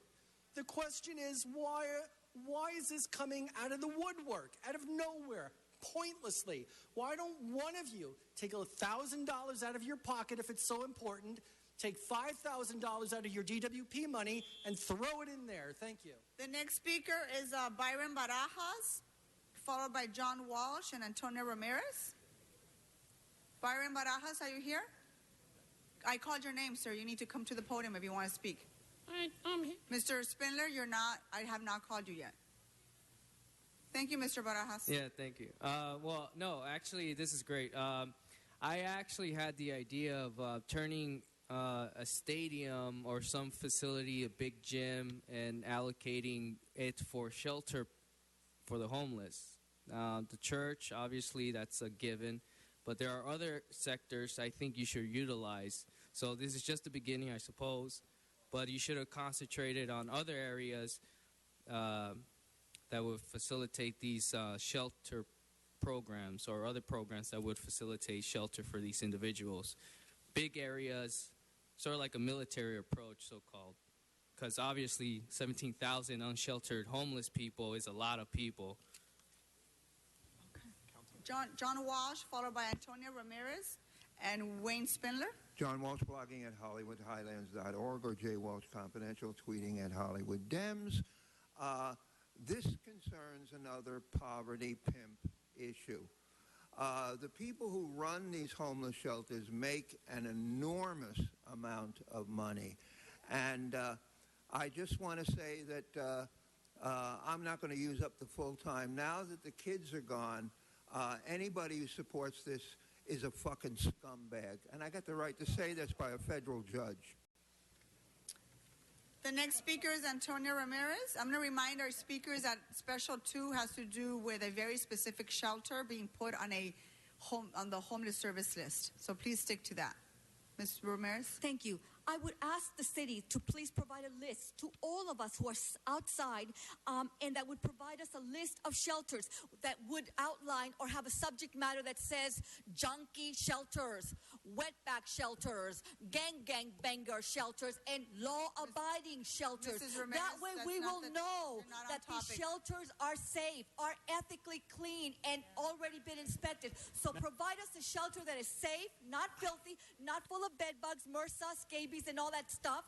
Provide us a safe environment, at least a quality of life, so we can Ms. ride Ramirez, El Nino. This is about All Saints Church. You need to stick to that item. I understand that, okay? But I'm talking about if All Saints Episcopal Church in 5619 Monte Vista Street is going to be opening for the homeless, please provide us a safe one, maybe even a gang stalking section for homeless for those of us who are being gang stalked, victims of crime. Thank you, Ms. Ramirez. The next speaker is Wayne Spindler, followed by Eric Previn. Skullduggery is the name of the day. Well, now we have Special 2. Let's go for Special K. We might as well go through the alphabet. It sounds good to me. How about my $1 million? Make that Special 3. The speaker's off topic. There's lots of Mr. Spindler, you're not speaking on the All Saints Episcopal Church. You're not speaking on topic. It's very special. As long as you have anything ending in church today, you get money, but that's probably because it's going to be Christmas.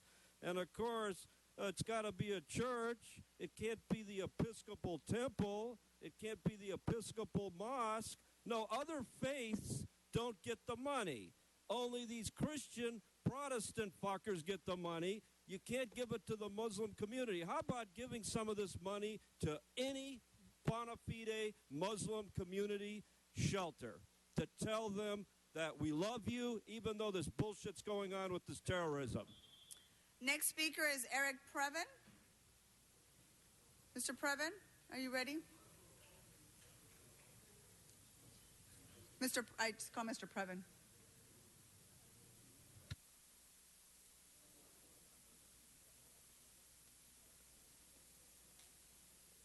Yes, thank you, Council President Martinez. It is Eric Previn from CD2 again. I really want to thank Councilmember Cedillo for reaching out like this on such an important matter.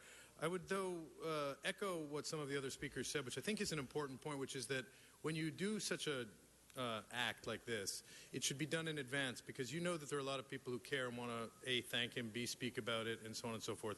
And to be constructive, I think in January, near the end of January, having a homeless count, we might, because of El Nino, consider retooling and thinking about maybe not so much a count as a rescue, because if it is what we expect, that's going to be serious. And let's do it in advance so people know and can thank you, share, and be part of this conversation. Thanks. Thank you, Mr. Previn. That concludes cards on Special Motion 2. I have no more speakers on the queue. Let's open the roll, close the roll, and tabulate the vote. 10 ayes. Okay, item passes. We're going to move on to public comment.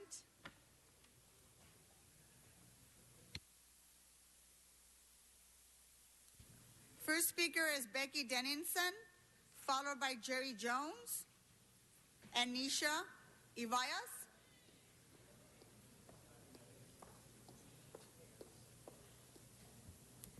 Good morning. My name is Becky Dennison with the Los Angeles Community Action Network, and we're here with community partners from across the city to remind you before you go on recess that there is still the homeless state of emergency that you haven't taken substantive action on. I agree with you, Mr. Cedillo. Today's the first action, but $20,000 for an emergency shelter is not what you promised and is not anywhere near what we need.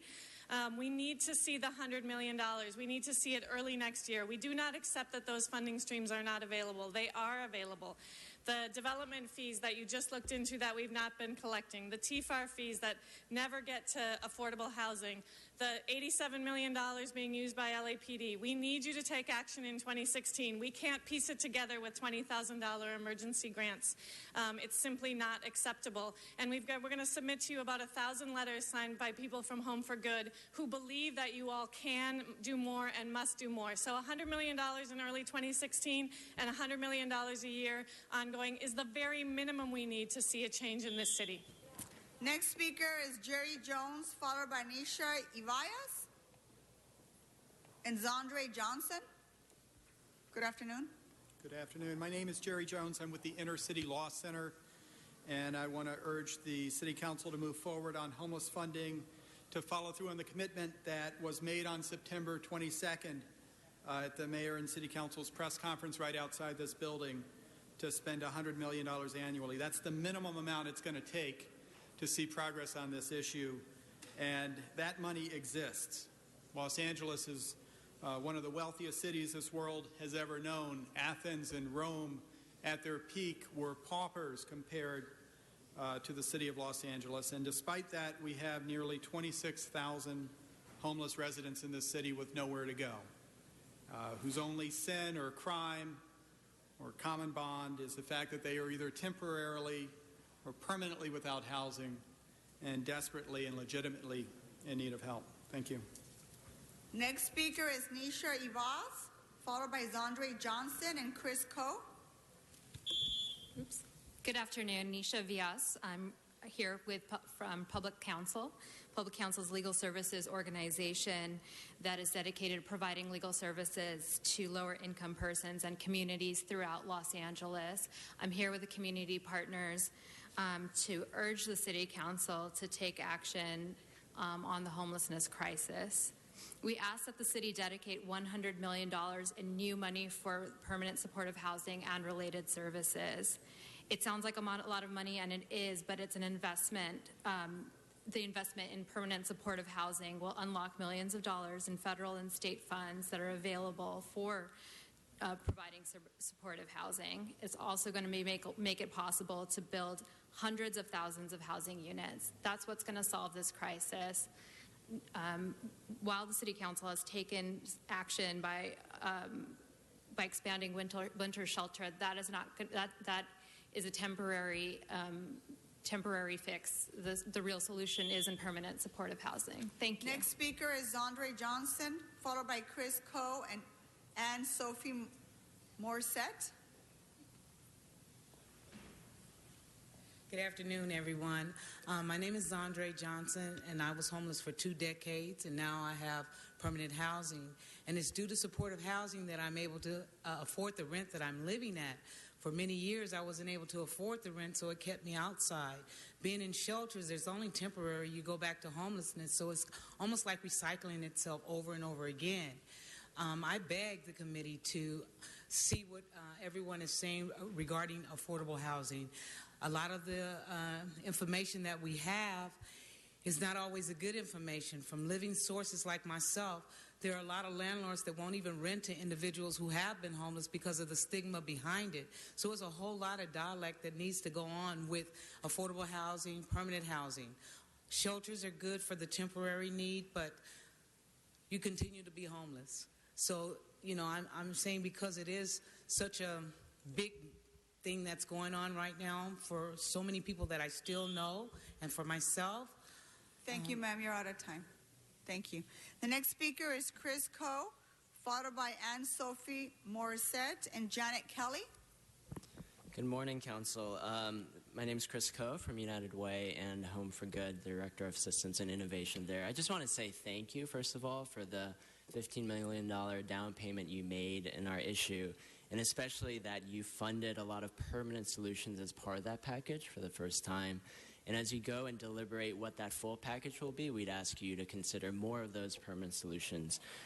At this point, there's nothing quick, cheap, or easy about getting out of this, and we know you're in the crossfires of it. We sympathize with that point, and that's why we just want you to know that there is an incredible community of support to support you as you consider these $100 million plus long-term sustainable solutions. These are 1,000 letters that we arranged and got. There's another 750 online petitions. There's an incredible body of support that we will bring out to support you as you do these. This is a great city. I believe we have the public and political will to make it greater. So thank you. Thank you. Next speaker, Anne-Sophie Morissette, Jan Kelly, and Jacqueline Richardson. Good morning, council members. I'm here on behalf of the Downtown Women's Center. We've been based in Skid Row for 38 years. And as you've heard from my fellow advocates, we're coming together today to urge you to consider sustained funding towards permanent solutions to end homelessness. We need a commitment beyond the temporary. 20,000 just isn't enough. 20,000 here, 20,000 there. And we ask that $100 million from the council be an annual commitment towards solutions such as permanent supportive housing. You've all heard of the success of this model. It doesn't simply end homelessness, it's cost saving. It lightens the burden on our social services and on our health care. At DWC, we see 200 women come through our doors every day. For the few women we can house, there are thousands that we cannot. So we urge you to expand the pool of low-income housing, expand the pool of permanent supportive housing available through CES. Thank you for your attention to this crisis. Thank you. Next speaker is Janet King, followed by Jacqueline Richardson and Frank Tamburello. Is Janet King here? I don't see her. Next speaker, Jacqueline Richardson, followed by Frank Tamburello. The churches are not teaching enough. You seldom find virgins in the church over 18 years of age. How is the church going to help black Russian men and women living on the street, homeless and in tents in Los Angeles? Russia sends their homeless to America, be fed, clothed by GR checks, food stamps, and SSI checks. They can feed their own people easily. How many people on the street are holograms, not real people, that get GR checks, food stamps, SSI, or housing? The church cannot help black Russians if they cannot help black Americans better. They cannot help the black Americans who also may be homeless, but they cannot help the black Russians living on the street if they cannot help black Americans better. All right, thank you. The next speaker is Frank Tamburello, followed by Bob Pratt and Eric Hubbard. Are any of these three folks here? I don't see them. Next speaker is Nathan Sheets, followed by Mike Rapkin and Jill Ballman. Are you Mr. Sheets? I am Mr. Sheets. Welcome. Thank you for allowing me and my fellow advocates here to speak today. My name is Nathan Sheets. I'm with the Center at Blessed Sacrament in Hollywood. We've received quite a bit of support from Councilman Alfero's office and ongoing. And I just ask that as we move forward that we continue to look at permanent supportive housing and permanent solutions rather than as temporary solutions for funding shelter beds. And one of the things that the center does is offers respite and free space for people to come in and feel safe through the day. And there's an opportunity for engagement and wellness that is pretty unique to what the center does. So I would urge the council and the city to look at things like that work and try to duplicate that in other areas. So thank you very much. Thank you. Next speaker is Mike Rapkin, followed by Joe Ballman and Mark Supper. Greetings. My name is Michael Rapkin. I'm here on behalf of the LA Community Action Network as well as the ACLU Southern California Board of Directors. I am aware of the time and the efforts that you folks have put into the homeless issues. But despite your efforts to date, the fact is that the city of Los Angeles has not taken emergency or adequate actions to deal with El Nino and even normal rains. The city has been waiting for a potential strategic plan from both your homeless committee as well as from Mayor Garcetti's office. There are currently 18,000 people living on the streets with no roof over their head and dreading the next pouring rain, when they will be sleeping on top of rain, water, with wet blankets and clothing. They need protection. They need your help. They need bold leadership. And what I suggest, I have 6 quick suggestions. One is to issue Thank you, tarps sir. and rain ponchos to everyone living on the streets. Sir? And I will personally... No, sir, you're out of time. I will Sergeant? personally end the... Everyone gets 1 minute during public comment, sir. Those are the rules. The next speaker is Jill Bauman, followed by Mark Supper and Lori Burns. Good afternoon. Good afternoon. My name is Jill Bauman, and I'm the president and CEO of Imagine LA. Imagine LA is in the business, we're dedicated to helping homeless families transition to self-sufficiency. I have just 3 quick things to say. First, I want to urge you to fund this $100 million. We have a crisis. We need leadership. We need funds.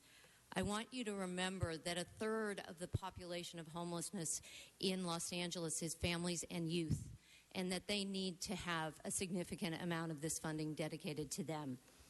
I also want to remind and urge you to think about permanent housing, but don't forget the services that come afterwards to help those families, to help those people in that housing thrive.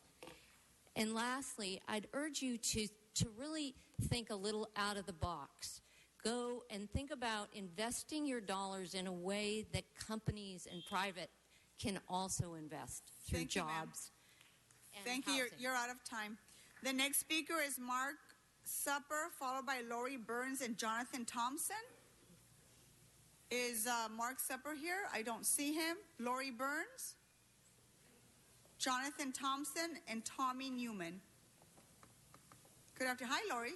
Hi, I'm Lori Burns, the founder of the Teen Project. Approximately 2 years ago, I stood here with Russell Brand, and you gave us a CDBG grant for $500,000 to open rehab for homeless kids to get free drug treatment.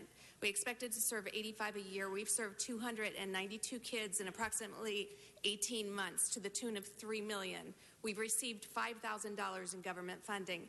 I desperately want to urge you when thinking of the $100 million to be allotted to think about homeless kids that don't need permanent supportive housing. They just need a little transition through drug rehab and vocational schooling to get on track again.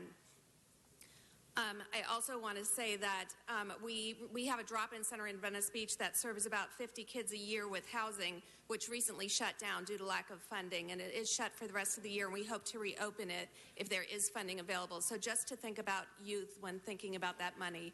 Thank you. Grateful for the opportunity to speak here. Thank you, Lori. Next speaker is Jonathan Thompson, followed by Tommy Newman and Jose Martinez.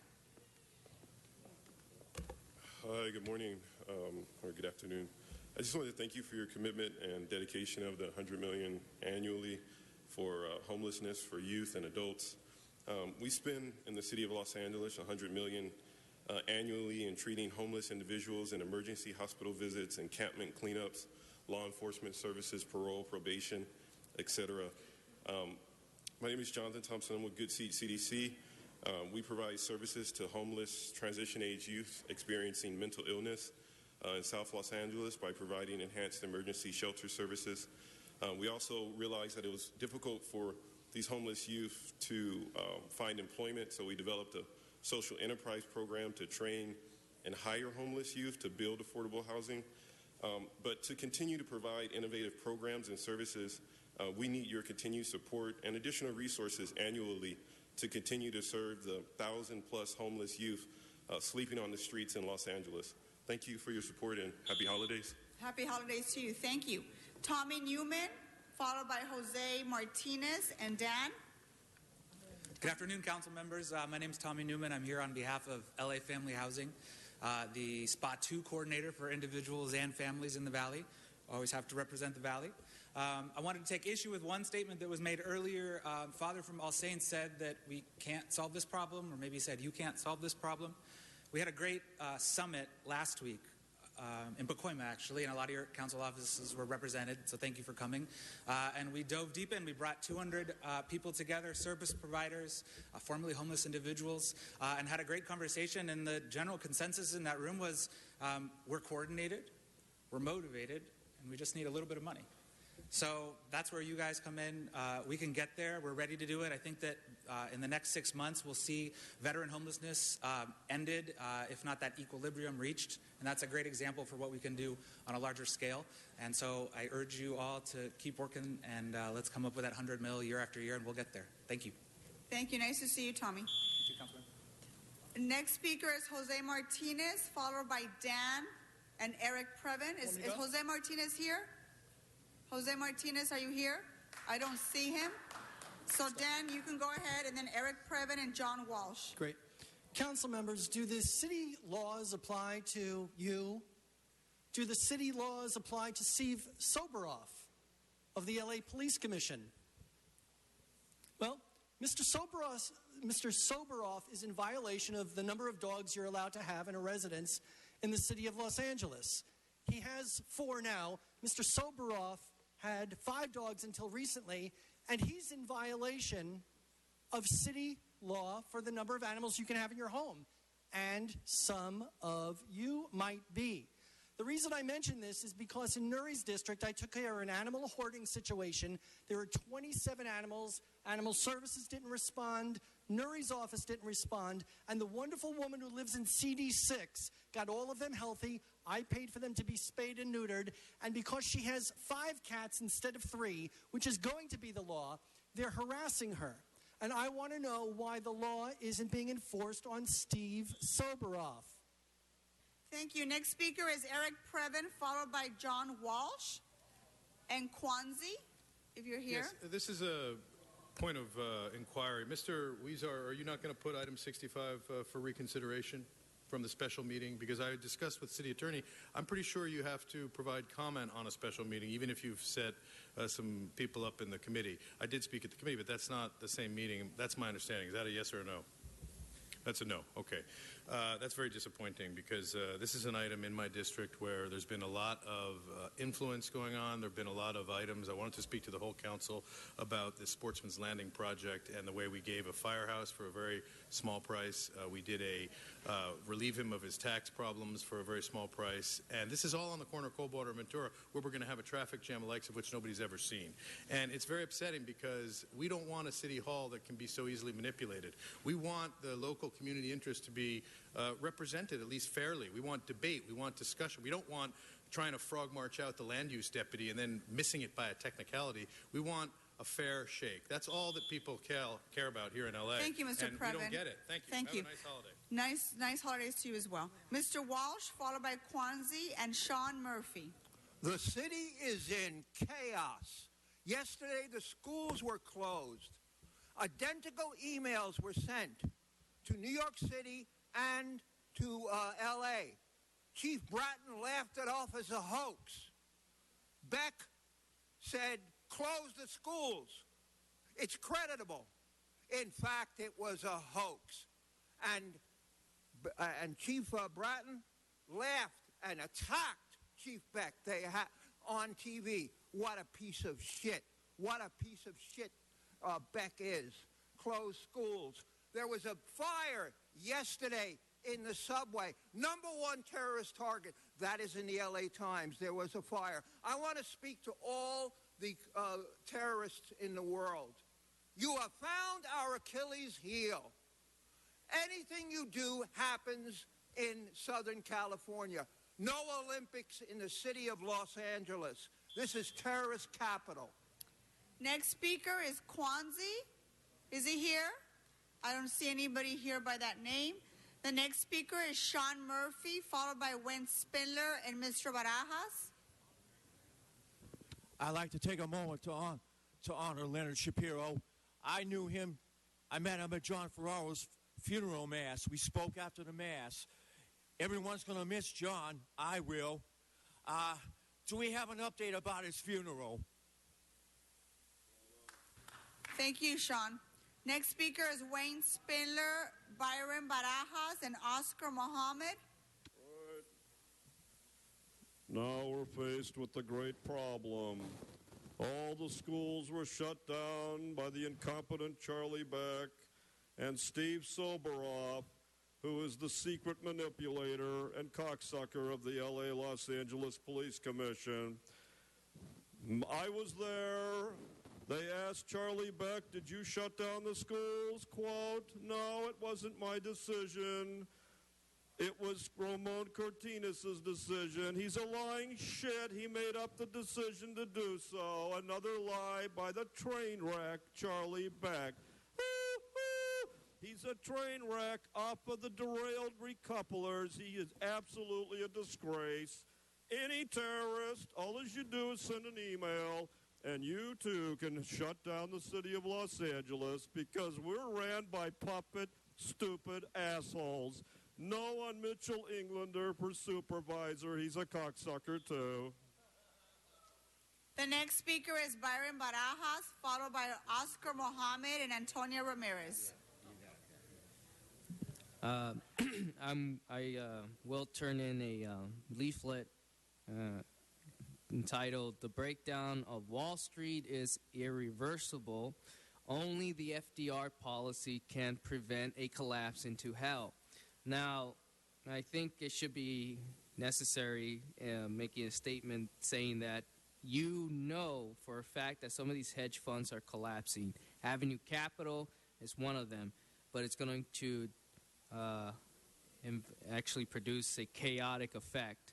Now, you should also be clear that because we do not have a systemic system which can benefit the people as a whole, like what I've stated before by Glass-Steagall, by separating too big to fail, your policy should be from now on, if you do not come together, Democrats, Republicans, whatever you prefer, if you do not come together now, we will not make it. Oscar Mohammed, followed by Antonia Ramirez and President Julius. Yeah, my name is Oscar Muhammad. I speak for the press. I speak for the struggling poor, and I speak for cultural change. The mayor of Los Angeles and anyone should respect the one they have authority over. The mayor of Los Angeles have authority over the homeless, African-American homeless people, and looking at them living in that inhumane condition, in that inferiority situation they're in. They have no boundaries, they have no structures, they have no safeguarding downtown Skid Row. And downtown Skid Row had turned into a suicide zone for all races to come downtown to be eliminated. That should be against American policy. We should move the homeless from downtown Los Angeles and put them on the wasteland in Bakersfield and put them in tents. They should not be able to enjoy the freedom that we enjoy. We should end unjust government. Unjust government leads to destruction. Destruction leads to the doom. We live in the economic collapse of America because what have went on in the past. We should, but anyway, I meet too many company cars in the intersection and too many city vehicles in the intersection giving me the wrong idea. Thank you, Mr. Mohammed. Your time is up. Thank you very much. No, your time is up, sir. Next speaker is Antonia Ramirez, followed by Julius and Yvonne Michelle Autry. Thank you very much. Merry Christmas and a Happy New Year to our beloved future President, El Jefe, Donald Trump, and family. His platform is protection and public safety and security for all law-abiding American citizens and to fortify our beloved United States military. So don't reward, but deport all these nasty, uncivilized, come caca, violent, jealous, nosy, filthy, bullies, and racist, hate-mongering wetbacks and chango Latino gangbanging pussies, thieves, and pigs who gang stalk and violent, innocent, law-abiding citizens. So please Google search retired ex-FBI agent Ted Gunderson on YouTube regarding gang stalkings. And what they do is they send these gang stalkers to box you all around, in and around your motel, your hotel, your apartment, and your vehicle. So they box you in and they create toxic noise. They harass you, they vandalize you, they rob and destroy all of your property. They even put audio and video spyware. God bless America. Thank you, Ms. Ramirez. Next speaker is Julius, followed by Yvonne Michelle Autry. Heil Monsieur! I'm glad you could have your secret meeting so you could get your cock sucked. It's funny how afraid the city council is of the people. Because you know you're scumbags, Herb. Mayor Garcetti proved that L.A. is the city of pussies. I'm officially running for president. If you go to my website, immortalitytoday.org, you can contribute to my presidential campaign. Bernie is a pussy. Hillary is a war criminal. Trump is El Chapo's bitch. He wants to suck ISIS cock. He wants to get rid of the internet. That equals the same thing. I'll give the city of LA, when I'm president, $1 trillion to solve the homeless problem. It ain't rocket science. We just got to stop being stupid and get rid of this bullshit capitalism. Thank you. Next speaker.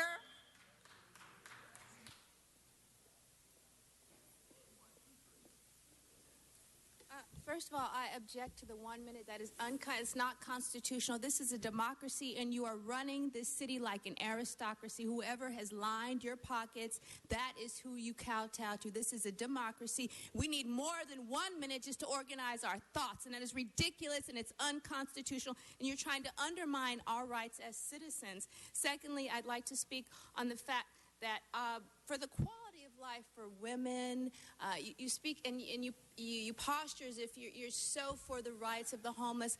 Women's quality of life is under attack. Single women, especially black women, women of color, we are not to be violated, not by the mafia, not by undercover off-duty police officers seeking to rise to higher levels in the fraternities and in their secret societies. We are not sex goddesses to be serviced with passwords, in and out hypnosis, in the CIA testing for mind control and mass manipulation of people who are not associated within your secret societal groups.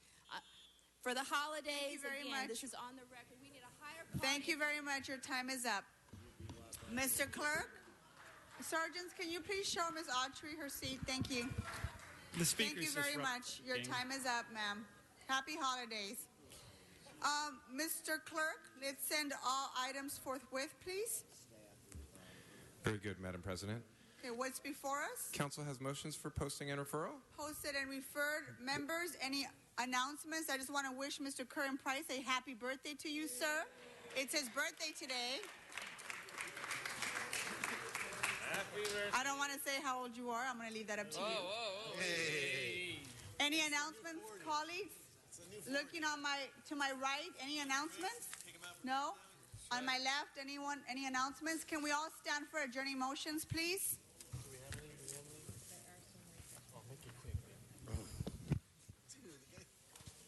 Adjourning motions on my right? Seeing none. Any adjourning motions on my left? Mr. Cedillo? Go ahead. Members,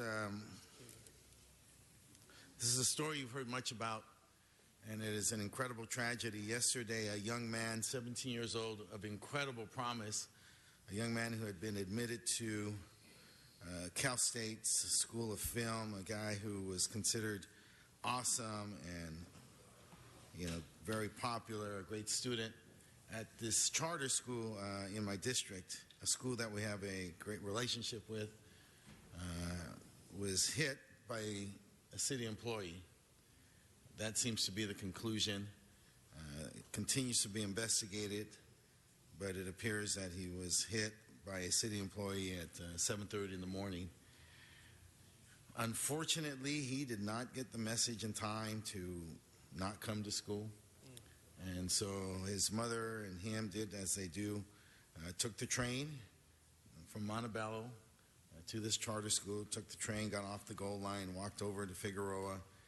She went one direction, he went the other, and tragically he was hit by a city vehicle.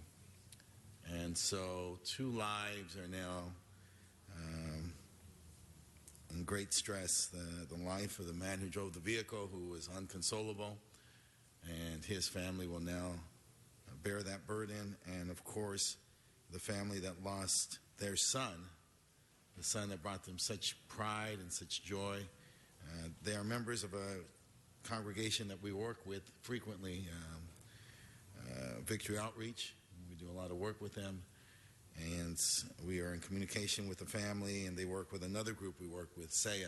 So these were civically involved people who had come here to make a better life, and who were seeing the fruits of their labor. These parents were seeing that in their son, that they were optimistic about his future, so happy so promising. And then yesterday he was tragically struck down in an accident. And so I ask that we close in the memory of this young man, Andres, and give our prayers to Salvador, his father, and his mother, and their entire family for this incredible loss that they suffered yesterday. Thank you. Thank you, Mr. Cedillo. Any other adjourning motions? Let's go all and enjoy our holiday. Thank you very much. Our meeting is adjourned.